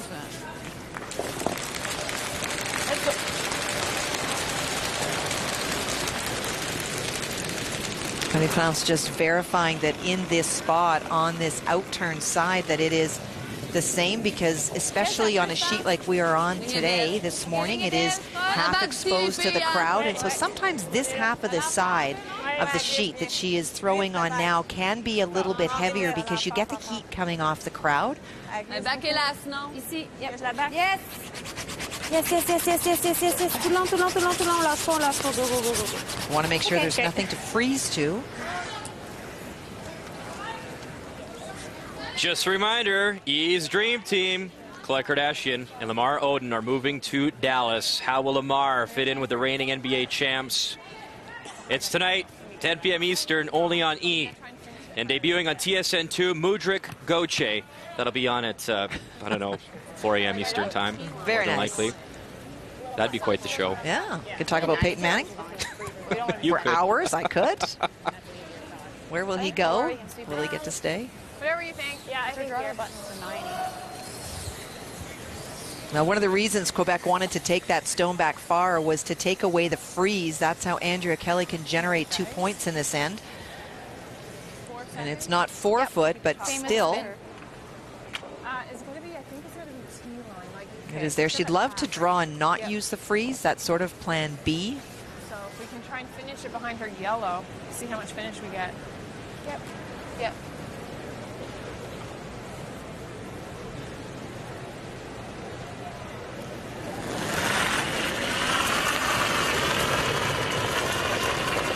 Line's nice. Weight's pretty good. I think we might have to go. It's all you. Line's fine. Gotta be T-line. Room. Lots. Lots of room. Well, if you can. Where is it? 6, 7. Lots of room. Go at the end. 6, 7. Gotta go. Yeah. Hard. Gotta go hard. Great weight. Shot. That's pretty easy. So we had to come a lot deeper with that. Oh, I know. Update for you now over on Sheet A between Nova Scotia and Yukon Northwest Territories. You see the one yellow stone there belonging to Carrie Galusha. Final stone for Heather Smith-Dacey. Big things expected out of her this year. Of course, they had the bronze medal last year in PEI, but a crucial mistake here. She'll actually flash on the blank attempt. So a steal of 1 for Carrie Galusha. Now an 8-5 advantage after 7. Heather did that last night on one of her throws too. Just got that last motion out, and with the big weight that she can throw well, it can hurt her. Nicely made by Quebec, and watch this. What a beautiful touch there. Well, and you heard Andrea Kelly, a little bit of a misjudging of some great fans from Quebec. Love the hair. On her first one, great weight thrown by Andrea, but they needed to take it back so that that angle tap was not there. It is not a difficult shot. You can see from the outside. She makes contact. This is the bonus, though. In rolling it over, removes that red stone, and now this is a draw against 3. Well thrown. And that one yellow stone you see partially buried, top 4. That's got to be tough, looking in the hack to try draw around. Final stone here from New Brunswick. You see the situation. Andrea Kelly trying to get her one. T-line! Not moving! Line's fine, it'll curl. Room! T-line! Now it's on Babin, DeSola. Got to scrub it by that yellow stone, get a piece. And they get enough. Great draw weight from Andrea Kelly, and maybe some much-needed confidence for the 4th stone thrower from New Brunswick. That one was dying a little more because it was out for 5-5 after 7. The dynamics between Beth and I are outstanding. She's like my wingman, and I would definitely say that the dynamics between her and I, we've rose our game up to match some of the other backenders out there that we think are extremely strong. We enjoy playing with each other. We really enjoy it. We go out there, we have fun, and we support each other. We really are a true team, and it's amazing to be a part of. And coming up this afternoon on TSN, there is a matchup. Our first look at Jennifer Jones representing Manitoba, the 4-time champ, taking on Heather Nedouin, who is back in Red Deer. 3:30 Eastern Time, right here on TSN. And quickly now we'll flash back here to the 7th end of our feature game between New Brunswick and Quebec. And I think this is a huge shot. Not only is Andrea Kelly facing 3, but this is a 4th rock thrower who has struggled and is frustrated in this game this morning. On her first one, she had a good draw weight, but felt it didn't go deep enough. And then Marie-France makes a great shot. Needs to make this not only for the scoreboard, but most importantly for herself. And a great job by the front end as well. Jill Babin, Jody DeSola. They said all along that the weight was good, just line, and it did come in time. So there is the single, and there is the situation. 5-5, a close one here, with action now underway in 8. Hard finish! Good sweep. Good sweep. 8 pieds!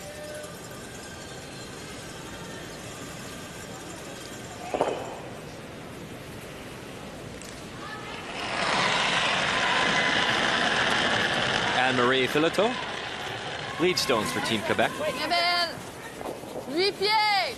Faut pas taper! 8 pieds! This one's to come down on top of the stone, just thrown by New Brunswick. Ok, ça en vient, 8 pieds. 8 pieds, faut pas taper. Elle est parfaite. Yep. Good job. C'est bon, nice shot. You like that?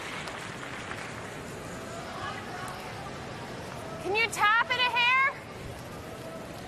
Yeah, that's going to be out here. Another update here on this Sunday morning over on Sheet C, Saskatchewan. Newfoundland Labrador tied up at 5.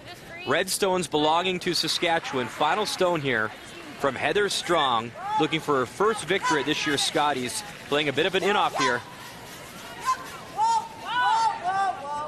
Hoping to catch the back one. That would bring the top yellow one into play for the deuce, but only gets 1. So a single for Newfoundland Labrador and a 6-5 advantage after 7. Line might be a little close. Where? It's there. Well then. It's T-line. No, nothing yet. Good. Not yet. Yes, hard. Hard. Really hard. Quick. Hard. That's okay. That's fine, Bill. That works.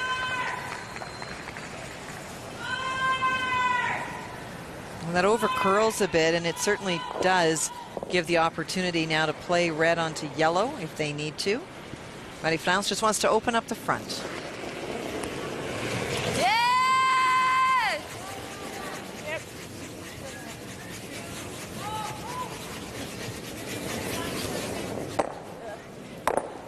boy. Oh, sorry. It's actually going to work out pretty well for Quebec. Okay, Amélie. But this was a straight peel. She still does leave the center guard. And any tap of the red stone in the house, that yellow one goes, and you're still stuck with that center guard. Right around everything, but I like this. I can't hear you. Yep. You can probably do this with like a 10. Okay. The thing is, you want. Or you can just do this. What if we draw? I don't mind that. Like, what if we draw around it? This is good that Andrea is coming down rather than yelling the length of the I think shoot. we need to make sure we stay there. Yeah, Is the thing, and I think you're going to roll off and leave her a double. yeah, we can. I don't mind coming in and just bumping it a little bit. Yeah, or even freeze. Yeah, exactly. Throw a 6. I like the call. If this were later in the end, you'd be tempted to touch that red stone, throw just backline weight, make that yellow one go away, and all of a sudden you're lying 3. The concern is that if you hit it a little bit on the outside, the yellow goes, but you set up a double. And so then all of a sudden your rocks start to disappear. They want to force Marie-France in this end to take one, or they'd love to steal one here. The 8th end is all important. Always, it seems. I don't know your thoughts on it, Kathy, but even watching Andrea come down, have the conversation, go back, since making that shot, her body language to me seems like she's really back in this game. I agree. I agree. There is such a confidence factor in this game, and as much as Andrea has given up the reins in the house, if you will, she still has to throw that last rock, and so really factors into what the shot making is, and she's definitely strutting a little bit more since she made that last shot.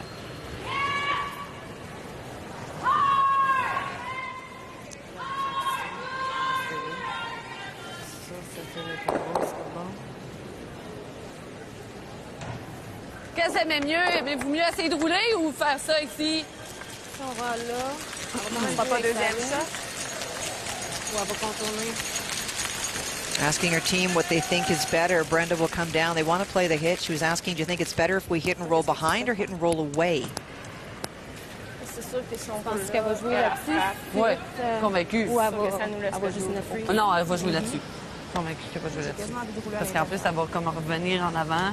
Elle va comme avoir 2 rouges en avant, une cachée, l'autre. Sinon, qu'est-ce qu'on peut faire d'autre? Oui, mais je veux dire, ça fait ça, puis après ça, elle a fait ça. Puis que là, notre Pierre est là, elle va comme peut-être nous nuire, notre Pierre, là, tu sais. Talking about if they leave New Brunswick. The question is, you definitely hit, but do you roll behind? And if you roll behind when they hit the red one on the yellow, which they inevitably will, do you lose the shooter behind it? Je sais pas. C'est embêtant. Si on frappe le nez. Là, on peut faire hit and roll. No pressure on Andrea Kelly right now. She was working on her dance moves there a little bit behind the house. Qu'est-ce que vous pensez? Ben, venir en arrière, c'est pas mauvais. Faites dire hit and roll, c'est ça? Vous aimez mieux ça? Ben, je sais pas, vous autres, c'était quoi votre déduction? Non, c'est ça. C'est parce que si elle fait ça, c'est sûr qu'elle va jouer là-dessus. Oui. Elle va être cachée. Elle va sortir. Elle va sortir, elle va être cachée, puis elle va peut-être rouler long, peut-être avoir un double. Nous, on va rester là. Tu vas être encore shot. OK, on y va avec ça. Oui, let's go. So for Marie-France, there was never any question what she wanted to play. It was to remove this red stone that is likely shot. The question is, do you want to roll here? I'm going to use yellow because that's what she is. Or do you want to roll there? And then if you roll behind, they feel that Andrea Kelly and their team will play off that red stone onto yellow, and they're looking 2 shots down the road, which is great.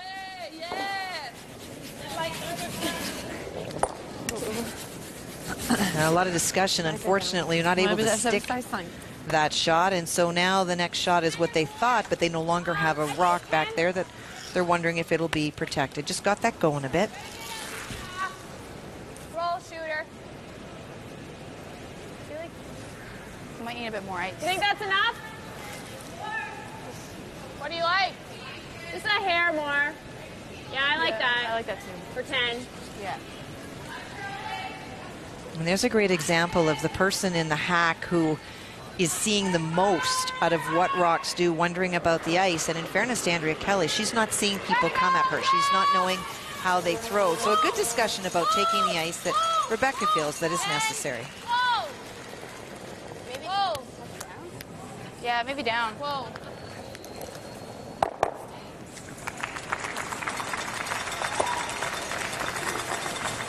And the shooter will stick around. I've been told they're slowly approaching the $100,000 mark, and we need your support. Please make a donation. Sandra Schmerler on TSN. There's the number, 1-866-210-6011.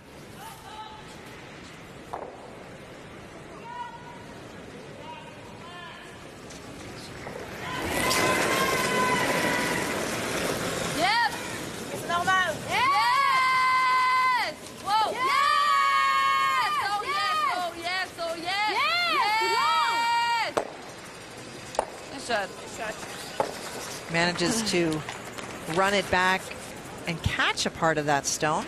Oh, that's fine, thank you. Still does leave that center guard, though. Same speed as it has. Now they screamed right out of her hand. Over curls just that wee bit. Otherwise, it's going to come straight back and would have stuck around.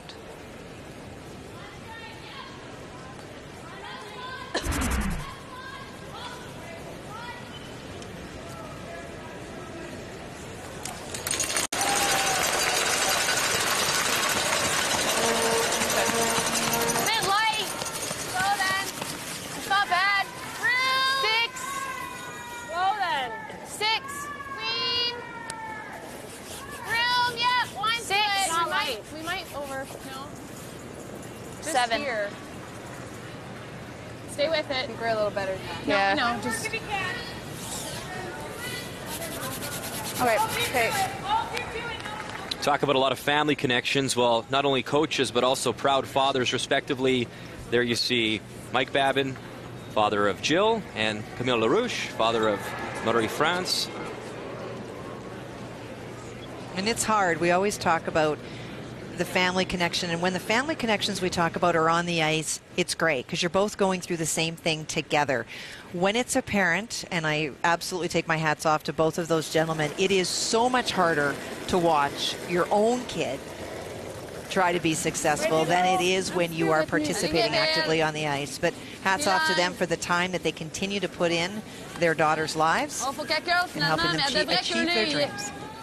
Interesting, too, chatting with Kathy Cunningham on the air yesterday, and, of course, watching her daughter play for Newfoundland and Labrador, and, 14 appearances she made at the Scotties, but just tickled and thrilled to be watching her daughter now compete.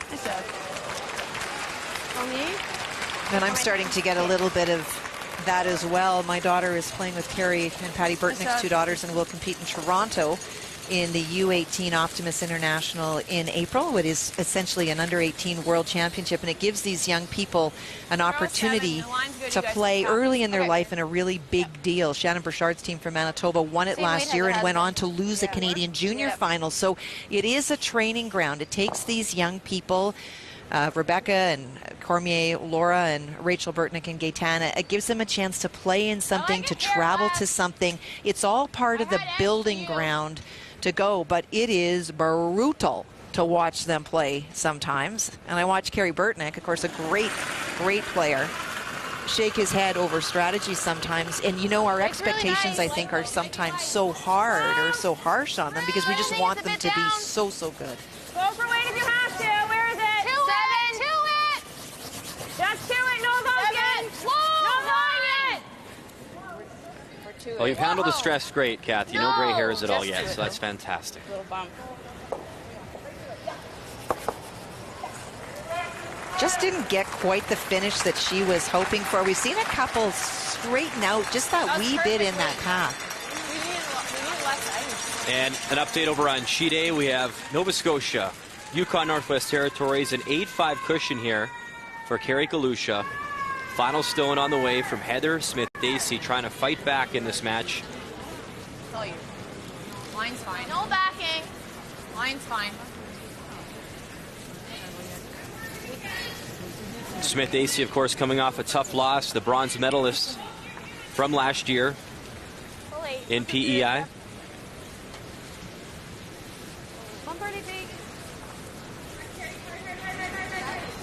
Oh, that's going deep.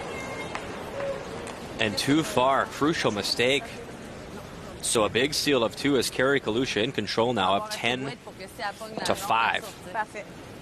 Well, you can see the way those stones are lined up. If Marie-France can hit it on just a little bit of the outside, the red one that's behind the yellow one will go out. So will the other red. And she would lie too.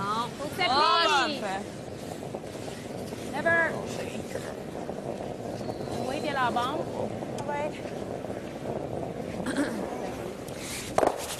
And there it is. Beautiful shot as Quebec now lies 2. We talked about this battle off the top, Kathy. Here's a look at the 4th stone throwers. Well, and you know, not to take anything away from Andrea Kelly, but they gave her 100% on draws, and she did make some great draws, but sometimes they weren't in the right position. She gave a double to Marie-France because it didn't go far enough. The single biggest draw that she made was the last end. Those are not bad numbers. Still some struggles with where to put the broom, but the confidence and the momentum right now has moved to New Brunswick. Clear Comparisons is brought to you by Capital One. What's in your wallet? I see all of it. Do you like a 10? Sure. Like there's no air. Okay. I think that's good with 10. Andrea just sharing from the hack that she can see more of that top yellow stone than she thought she could. She can see it all.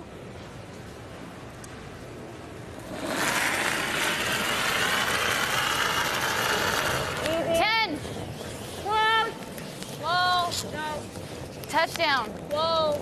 Just off nose is what she needs. Stay close.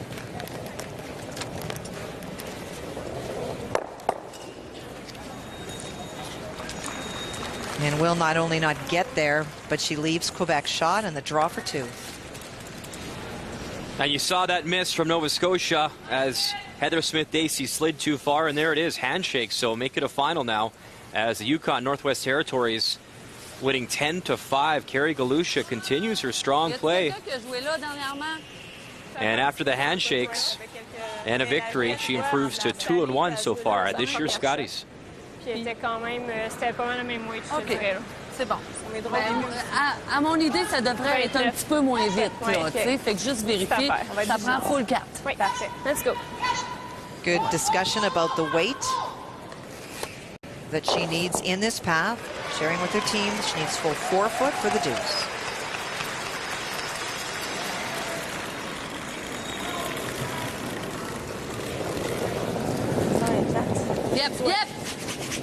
Yep. Okay. Final stone here on the way from Marie-France Larouche. Yes, allez. Okay, the 31-year-old from the Etchemin Curling Club. C'est fort, levez les bras. Ça passe. Needs the breaks and needs them quick. And that'll slide too far, so it will be just a single for Quebec. As this close battle continues between these two provinces, a 6-5 advantage for France Larouche.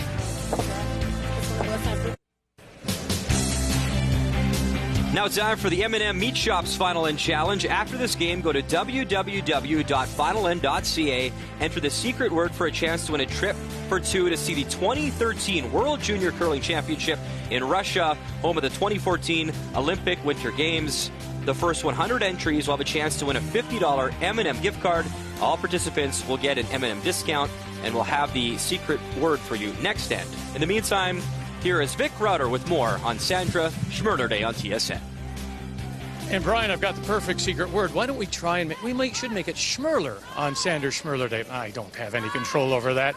Welcome back to Sandra Schmerler Day, of course, the foundation in support of babies in crisis, neonatal care across our country. $1.7 million has been raised in 10 years.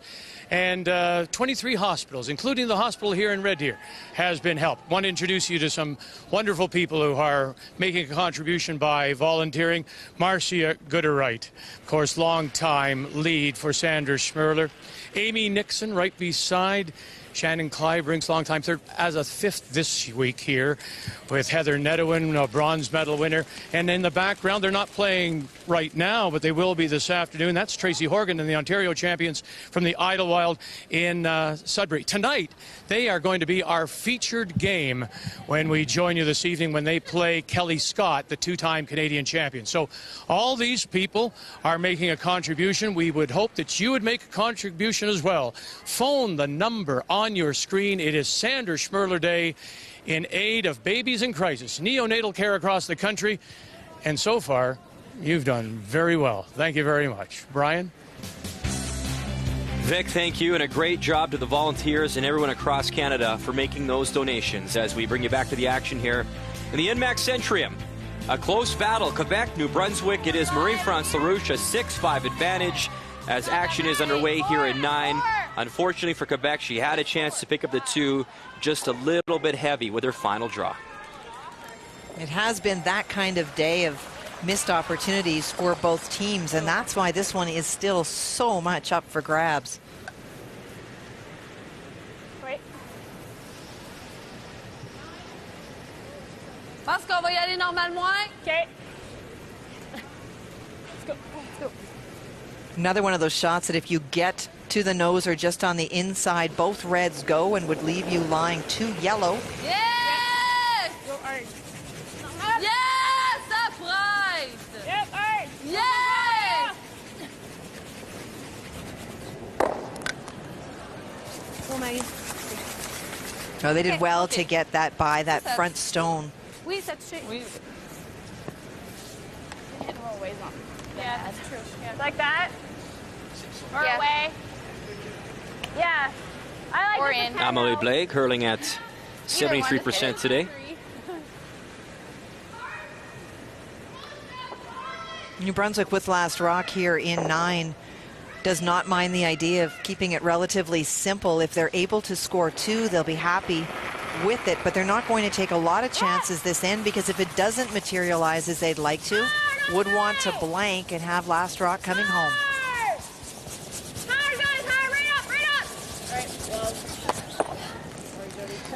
All right, well. Sorry.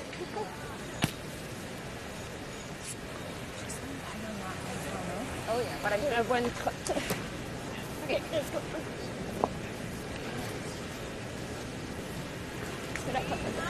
As we continue to update you on this Sunday morning, Sheet C features Saskatchewan, Newfoundland, and Labrador. And for Team Saskatchewan, it is Michelle Inglot out of the Tartan Curling Club in Regina, and she is drawing against a whole bunch of yellow, trying to cut Heather Strong down. I've had the opportunity to play Michelle a lot in my career, and the draw was always her big shot, and she certainly needs one here. Inglot coming in with a 1-0 record. Of course, Strong still looking for win number 1. Uses the backing there, but still a steal of the single. So a 7-5 advantage for Strong after 8.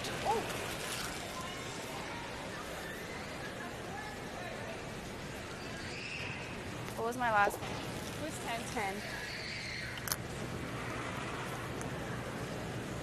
10-10. Changing tactics here, asking Jill to play the hit and to roll behind that stone that is now a corner guard as a result of the first stone thrown and ticked.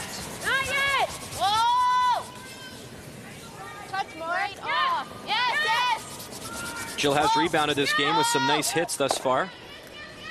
There's a nice little hit and roll. It's not a bad throw, but if she doesn't roll as far, Brian, if she's further out into the 8-foot, it takes away the freeze by Marie-France Larouche. A great chance for Quebec here if they're able to freeze that back stone. One of the things that would be most likely is that any blank attempt by New Brunswick would sort of be removed from an option. Yep. Yes. Et où? Ah, Wow. Oh, wow. 7-8. Oh, clean. 7-8. Yep, yep. 7-8. Oh. Yes, yes. Faut garder la ligne. Yes, yes. Non, non. An interesting call by Marie-France. The team was reluctant to sweep because they were yelling 7-8. So finally she yelled at them for the line. Sometimes as sweepers, you know, you get into this mode of knowing that you're playing a draw and really wanting to judge the weight, and that is your job as a sweeper. But the person yelling in the house should be yelling all the time for line and line only, and that's exactly what she was calling for. Well, as you said earlier, just yell louder, right? Just yell louder.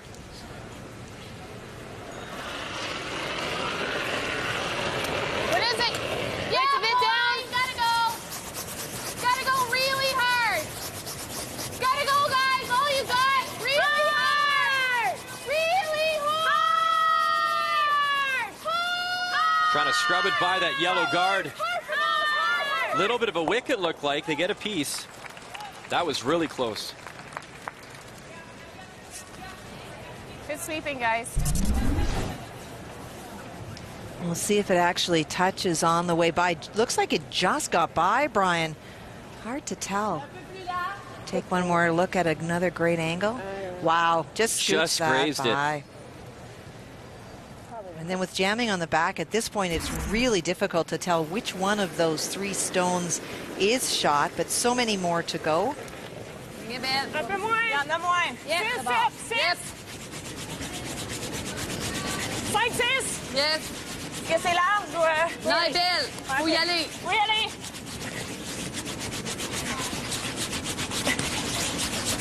Oh, moi je vais Go, go, go, go, go. OK.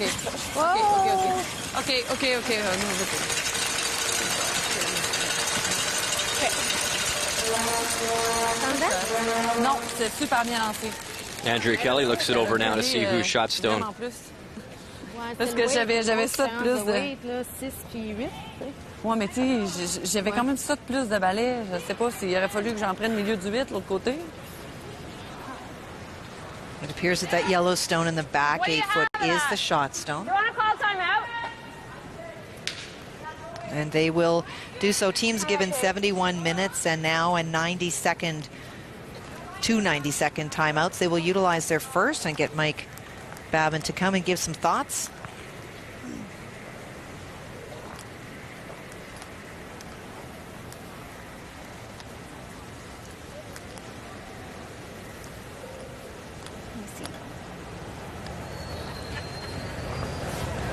I think it's red. I think it's red, but I think it's close. Well, if it's red. I mean, maybe we play for our second and then just go for the measure. It's very close.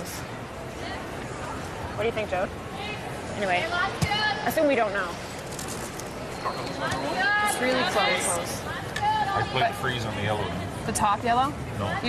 Back one? Aren't they just going to do the same thing? Aren't they just going to do the same thing? They might, but then they might give you a double, right?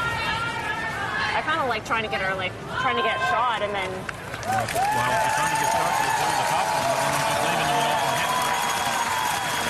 Well, you're not going to get shot if you play the top one either. No. You'd have to roll. Well, I don't want to roll over there.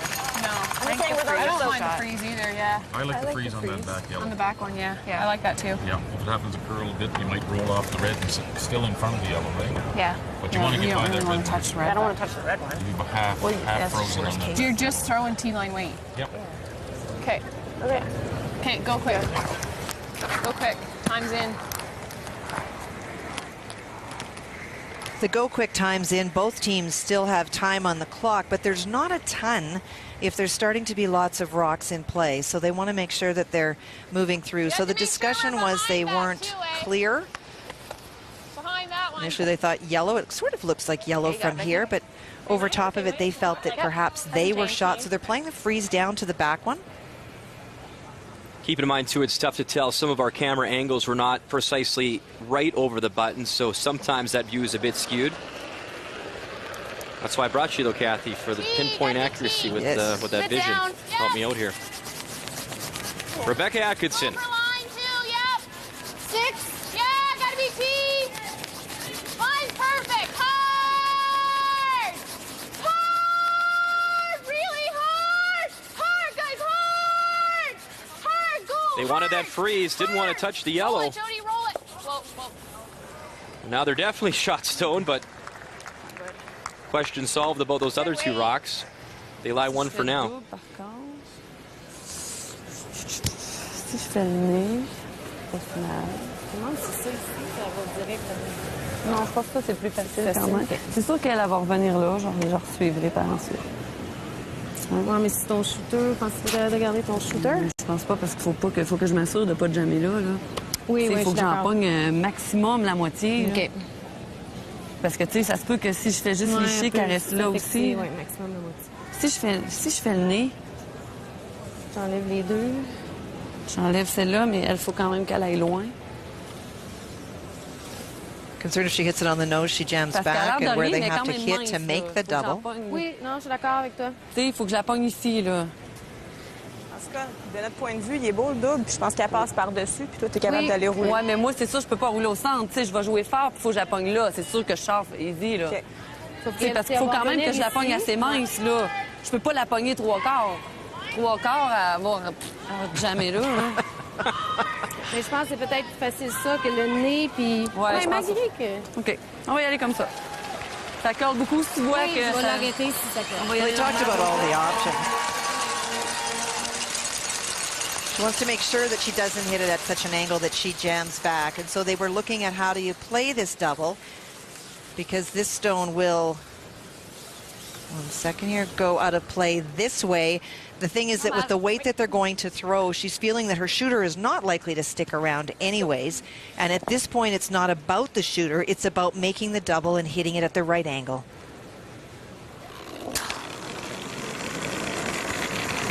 Oh, yes, ça passe. Yes! Whoa! Whoa, whoa. Whoa!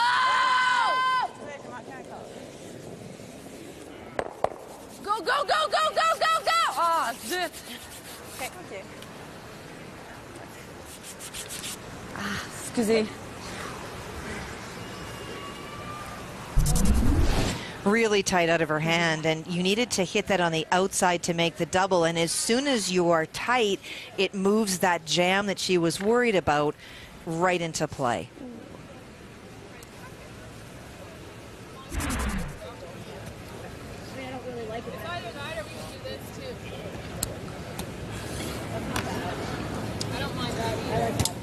Okay. Why 10? I like 9.5. 5? Yep, okay. Do you guys like this? What are we playing? Are they shot? We're shot. She's 2 and 3. Yeah, I don't mind it. Heather, can we just call flying? Okay. Half? Yep. It's verifying where she needs to hit. She's playing off that high one, going into the mix of those two.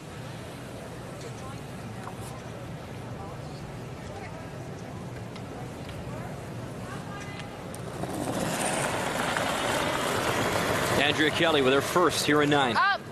Close. Up. Yes. 9. 9. Yes. Hard. Hard. Hard. Makes the hit. Rolls over. Appears though still. That shot now maybe third as Quebec has second stone. They're second. I think for sure, Brian, and it's interesting because she overthrew that stone for what they wanted her to throw, and it moved more than they A thought. little less, eh? I know we were trying to, but I'm just saying. Yeah. Ben, si tu te sens plus confortable. Non, on va y aller light ici, qu'est-ce que t'en dis? Light, oui. Ça qu'elle vient de lancer, fait que... Les filles vont la tenir. Let's go. Hein? Les filles vont la tenir. Nose hit. OK, il faut s'assurer de rester là. Hein? T'es capable.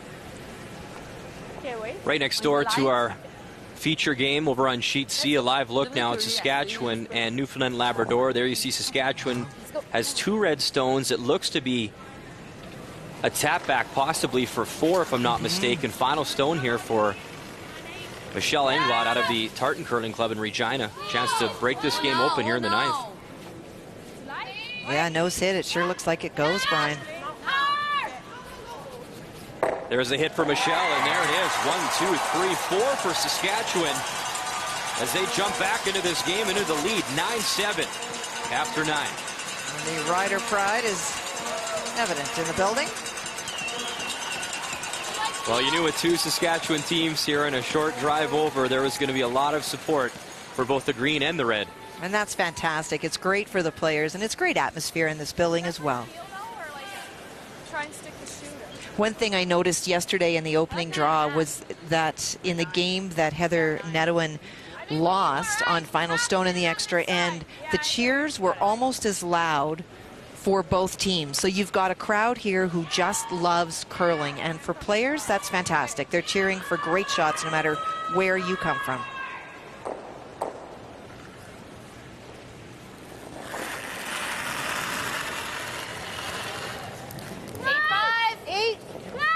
And now Andrea Kelly here, her final stone in 9, hoping.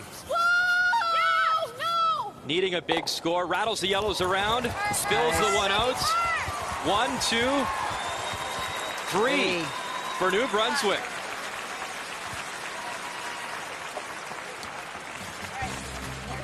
That young lady has the confidence now. 8-6, New Brunswick leads after 9. The 2012 Scotties Tournament of Hearts is brought to you by Scotties, proud supporter of women's curling for over 30 years.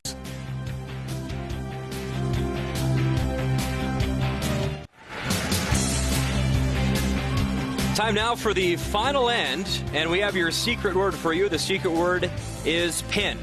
So go to finalend.ca and enter, and you can win a chance to go to the 2013 World Junior Curling Championship in Sochi, Russia, home of the 2014 Olympic Winter Games.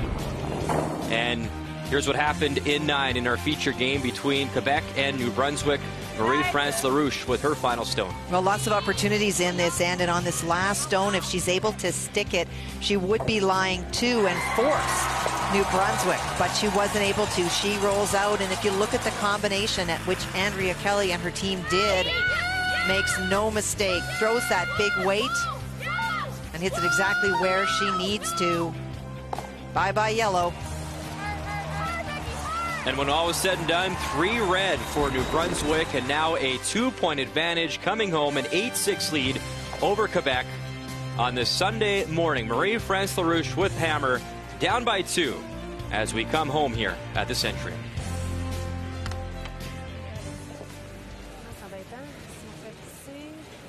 Qu'on met un autre garde? Yes, so. Elle va faire quoi? Elle va enlever elle. Live look now over on Sheet B between PEI and Manitoba. Jennifer Jones, a 2-point advantage here in 10. And her final stone. Just needs to make something go away, Brian.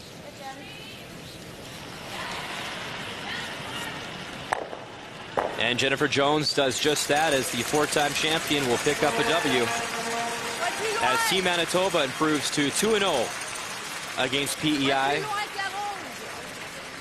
Kim Dolan dropping to 1-2.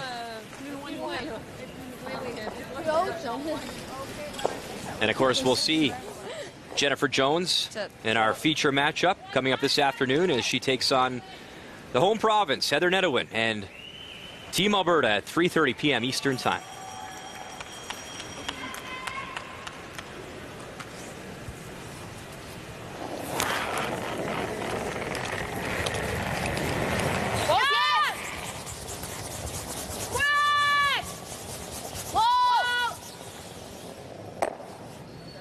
Hoping to catch that yellow Quebec stone on the way by, but removes the corner. Still leaves Marie-France and Team Quebec with 1. And you can see Quebec already lying 1. So this would set up the potential deuce.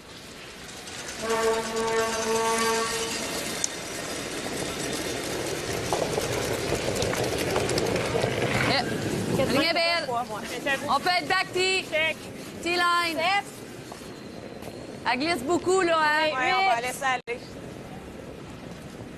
Oh, c'est fort. Stop.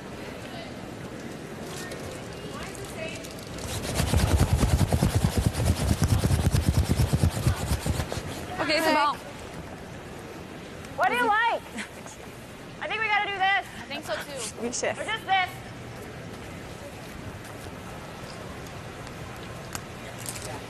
Two options. One is that you go up and you peel that corner guard, because with Quebec sliding deep there, that could be the single biggest challenge for you as this end progresses. Instead, New Brunswick electing to hit the shot stone. Both or something. How thin? Just about right. Jill Babin gets one, and across the house to remove both. What a shot.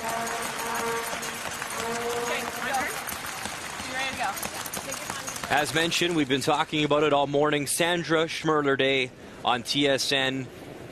At last check, we were approaching $100,000. There's the number, 1-866-210-6011, helping babies in crisis. Thank you to the volunteers, and we appreciate all of your support. Quebec trying to utilize the New Brunswick stone in the 12-foot as a guard. Need to take this back as deep as they can. Still like that. I like it. 9.5. Yep.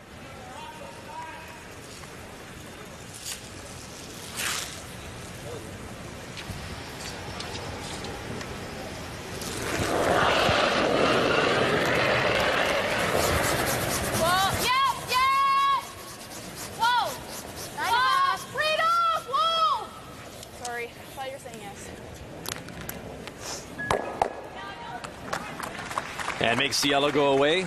New Brunswick line 2.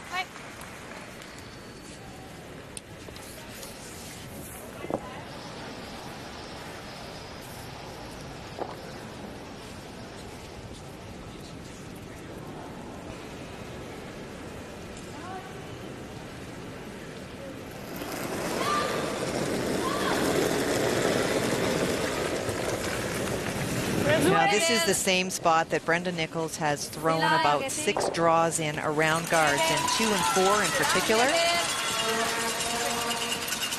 Should be a path she's very comfortable with.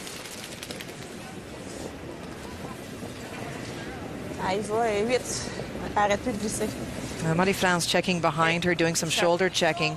The clocks are behind the sheet.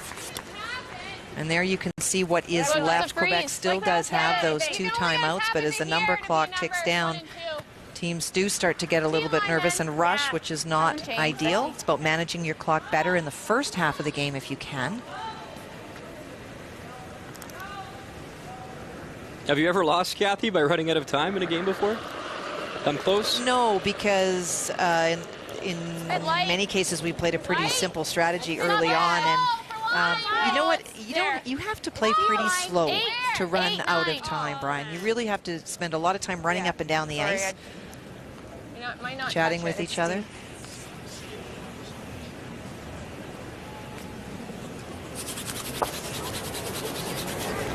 Wow. And there's a bit of an opening that Quebec was hoping for. That's a huge opening. Marie-France will check to see who is shot out of those 2. Right. Let's go.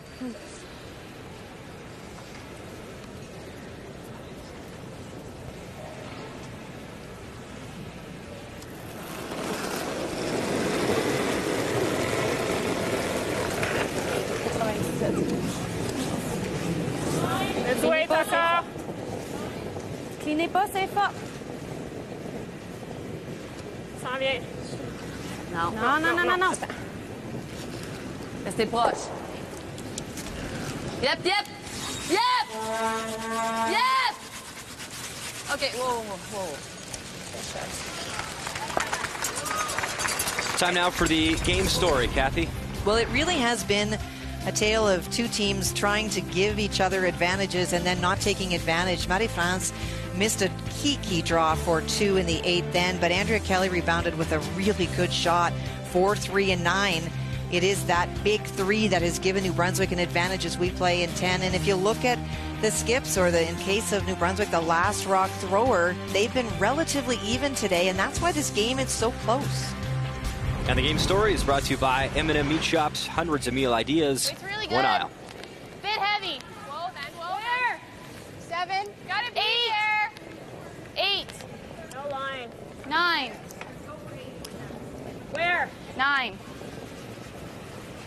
Well, and this is that corner guard that is going to haunt New Brunswick a little bit. You remember earlier on, Rebecca Atkinson felt more comfortable hitting the stone that was in the house that was shot, even though they were second shot. And now that corner guard is where all play. Put another one like that, we're okay. Where's Well, that tap now, though, Kathy, looks like New Brunswick is 1-2. They are. Quebec is called a timeout. Pour prendre 2, là. Oublions le 3, là. Il faut essayer de taper, oui, 1, 2. Il faut essayer de taper et rouler ici. Je pense que oui. Hein? Je pense que oui. Puis allons-y pour le 2, c'est ça, elle avoir joué drap, puis si j'en vois moindrement, ben est-ce ça que pourrait peut-être être mon saver. Tu tapes tes cartes? Non, je tape ici, là. C'est ça, OK. C'est bon. OK. Bon. Oui. Parfait, ça. So the discussion, Yes. Camille didn't get the chance to offer a whole lot other than a yes. Marie-France pretty certain about what the shot was that she wanted to play. She agrees with you, Brian, that it is the red stone that New Brunswick has that is shot stone. So what she'd like to do is to tap the stone and wind up somewhere in here so that she's got backing. So they're not looking at playing hit weight, they're looking at back line, back 12 weight. That red stone doesn't need to go out of play, but she's hoping in the course of getting a little bit of a roll, she'll kind of nestle in those two stones that really aren't a factor for her right now.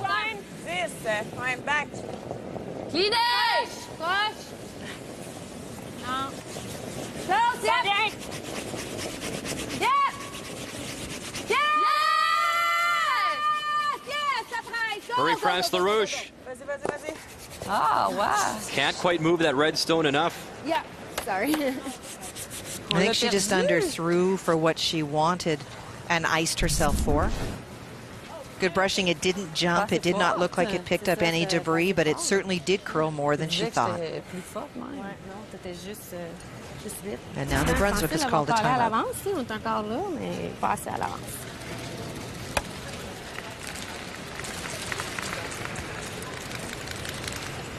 We don't need to go down there, do we? I didn't really want to call the time. You got to be pretty precise. Right? I mean, if you go shot on the top left of the 4 foot over there, it's pretty hard for her to make the double. Huh? No. No, I mean, what if you go... We're talking about drawing to that side. Yeah. It's whatever you feel like you want to play. I don't mind that. I think you're going to play the draw one way or the other, either the freeze. I like this way. I think it's a little less precise, maybe. I mean, it's still pretty precise. But here you can sit short, too. Like, you can sit here. That's not bad. If she plays a double, that Right next door, here's a live look now over on Sheet C, Saskatchewan, Newfoundland, and Labrador. And there you see the situation. Heather Strong down by 2. Final stone. And there's a red stone of Michelle Englot on the button. She's trying to remove, playing the tap to force extras. It's really tough for Heather. She could only see about a third from the hack. Needs to get right to the face of that stone. And it's not to be.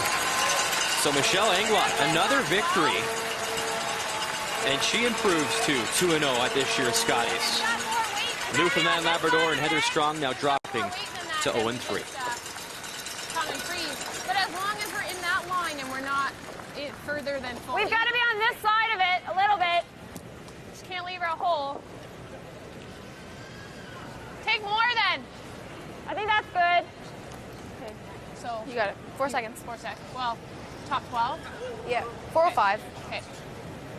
4:05 they're referring to are the split times from the back line now to the first hog line. That's a good indication of just how keen this ice is. Weight's really nice. Line up. Sit up. Where? Right there. 4. Hard. Easy. You gotta go. Whoa, yet. No, not yet. 3. Where? It's only a 3. Hard then, yes. Hard. Whoa. Easy, ho. Whoa. 3. Whoa.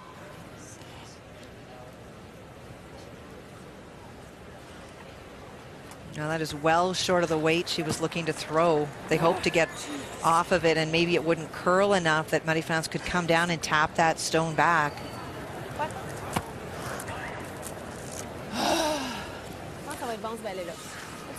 Time out, tu demanderas le temps mort, là. Là? Oui. Calling for their other timeout, not because they need a discussion, but because she needs time to get to the hack. and have a chance to go through her pre-shot routine and just slow On things joue le même down. weight que j'ai lancé dans le fond. Parfait. Parfait. Ça va être bon.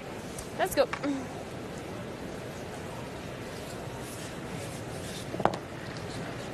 1:15 is lots of time on the clock, but it is ticking, and if it's in her mind, you have 2 timeouts. You might as well use them just to catch your breath and set. So it comes down to this on this Sunday morning. Final stone here in 10. Marie-France Larouche. Chance to play the tap back, score her pair, and force extras here in Red Deer.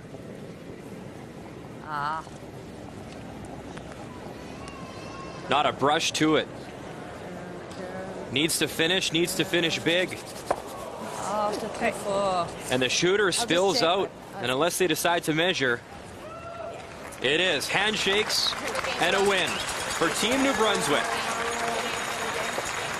As Rebecca Atkinson, as a rookie skip, picks up her first victory in her first Scotties.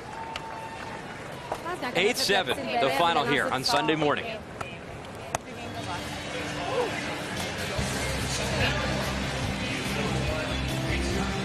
More from Red Deer right after this. The 2012 Scotties Tournament of Hearts is brought to you by Ford, official automotive partner of the Canadian Curling Association. By M&M Meat Shops, hundreds of meal ideas, one aisle. And by Tim Hortons new lattes made with premium espresso.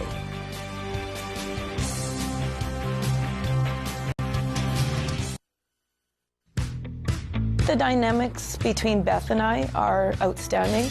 She's like my wingman, and I would definitely say that the dynamics between her and I, we've rose our game up to match some of the other backenders out there that we think are extremely strong. We enjoy playing with each other. We really enjoy it. We go out there, we have fun, and we support each other. We really are a true team, and it's amazing to be part of. And coming up this afternoon, our first look at the 4-time champ in Manitoba, Jennifer Jones at 2-0. Of course, she won this morning. She'll face Alberta's Heather Nedowin, looking for her first win, 3:30 p.m. Eastern Time with Vic, Linda, and birthday boy Russ. Here's a look at the standings thus far. Manitoba, Saskatchewan, still perfect atop the table. And how about Kerry Galusha improving to 2-1 as well? You see Nova Scotia, Alberta, Newfoundland, Labrador still looking for win number 1. Just a reminder, of course, today, Sandra Schmerler Day here on TSN. We appreciate the support. There's the number 1-866-210-6011. Helping babies in crisis. On behalf of myself and Kathy Gauthier, we appreciate you tuning in this morning to Canada's sports leader, the 2012 Scotties here in Red Deer, Alberta, Manitoba, Saskatchewan. Both winners this morning and both at 2-0. We'll see you this afternoon.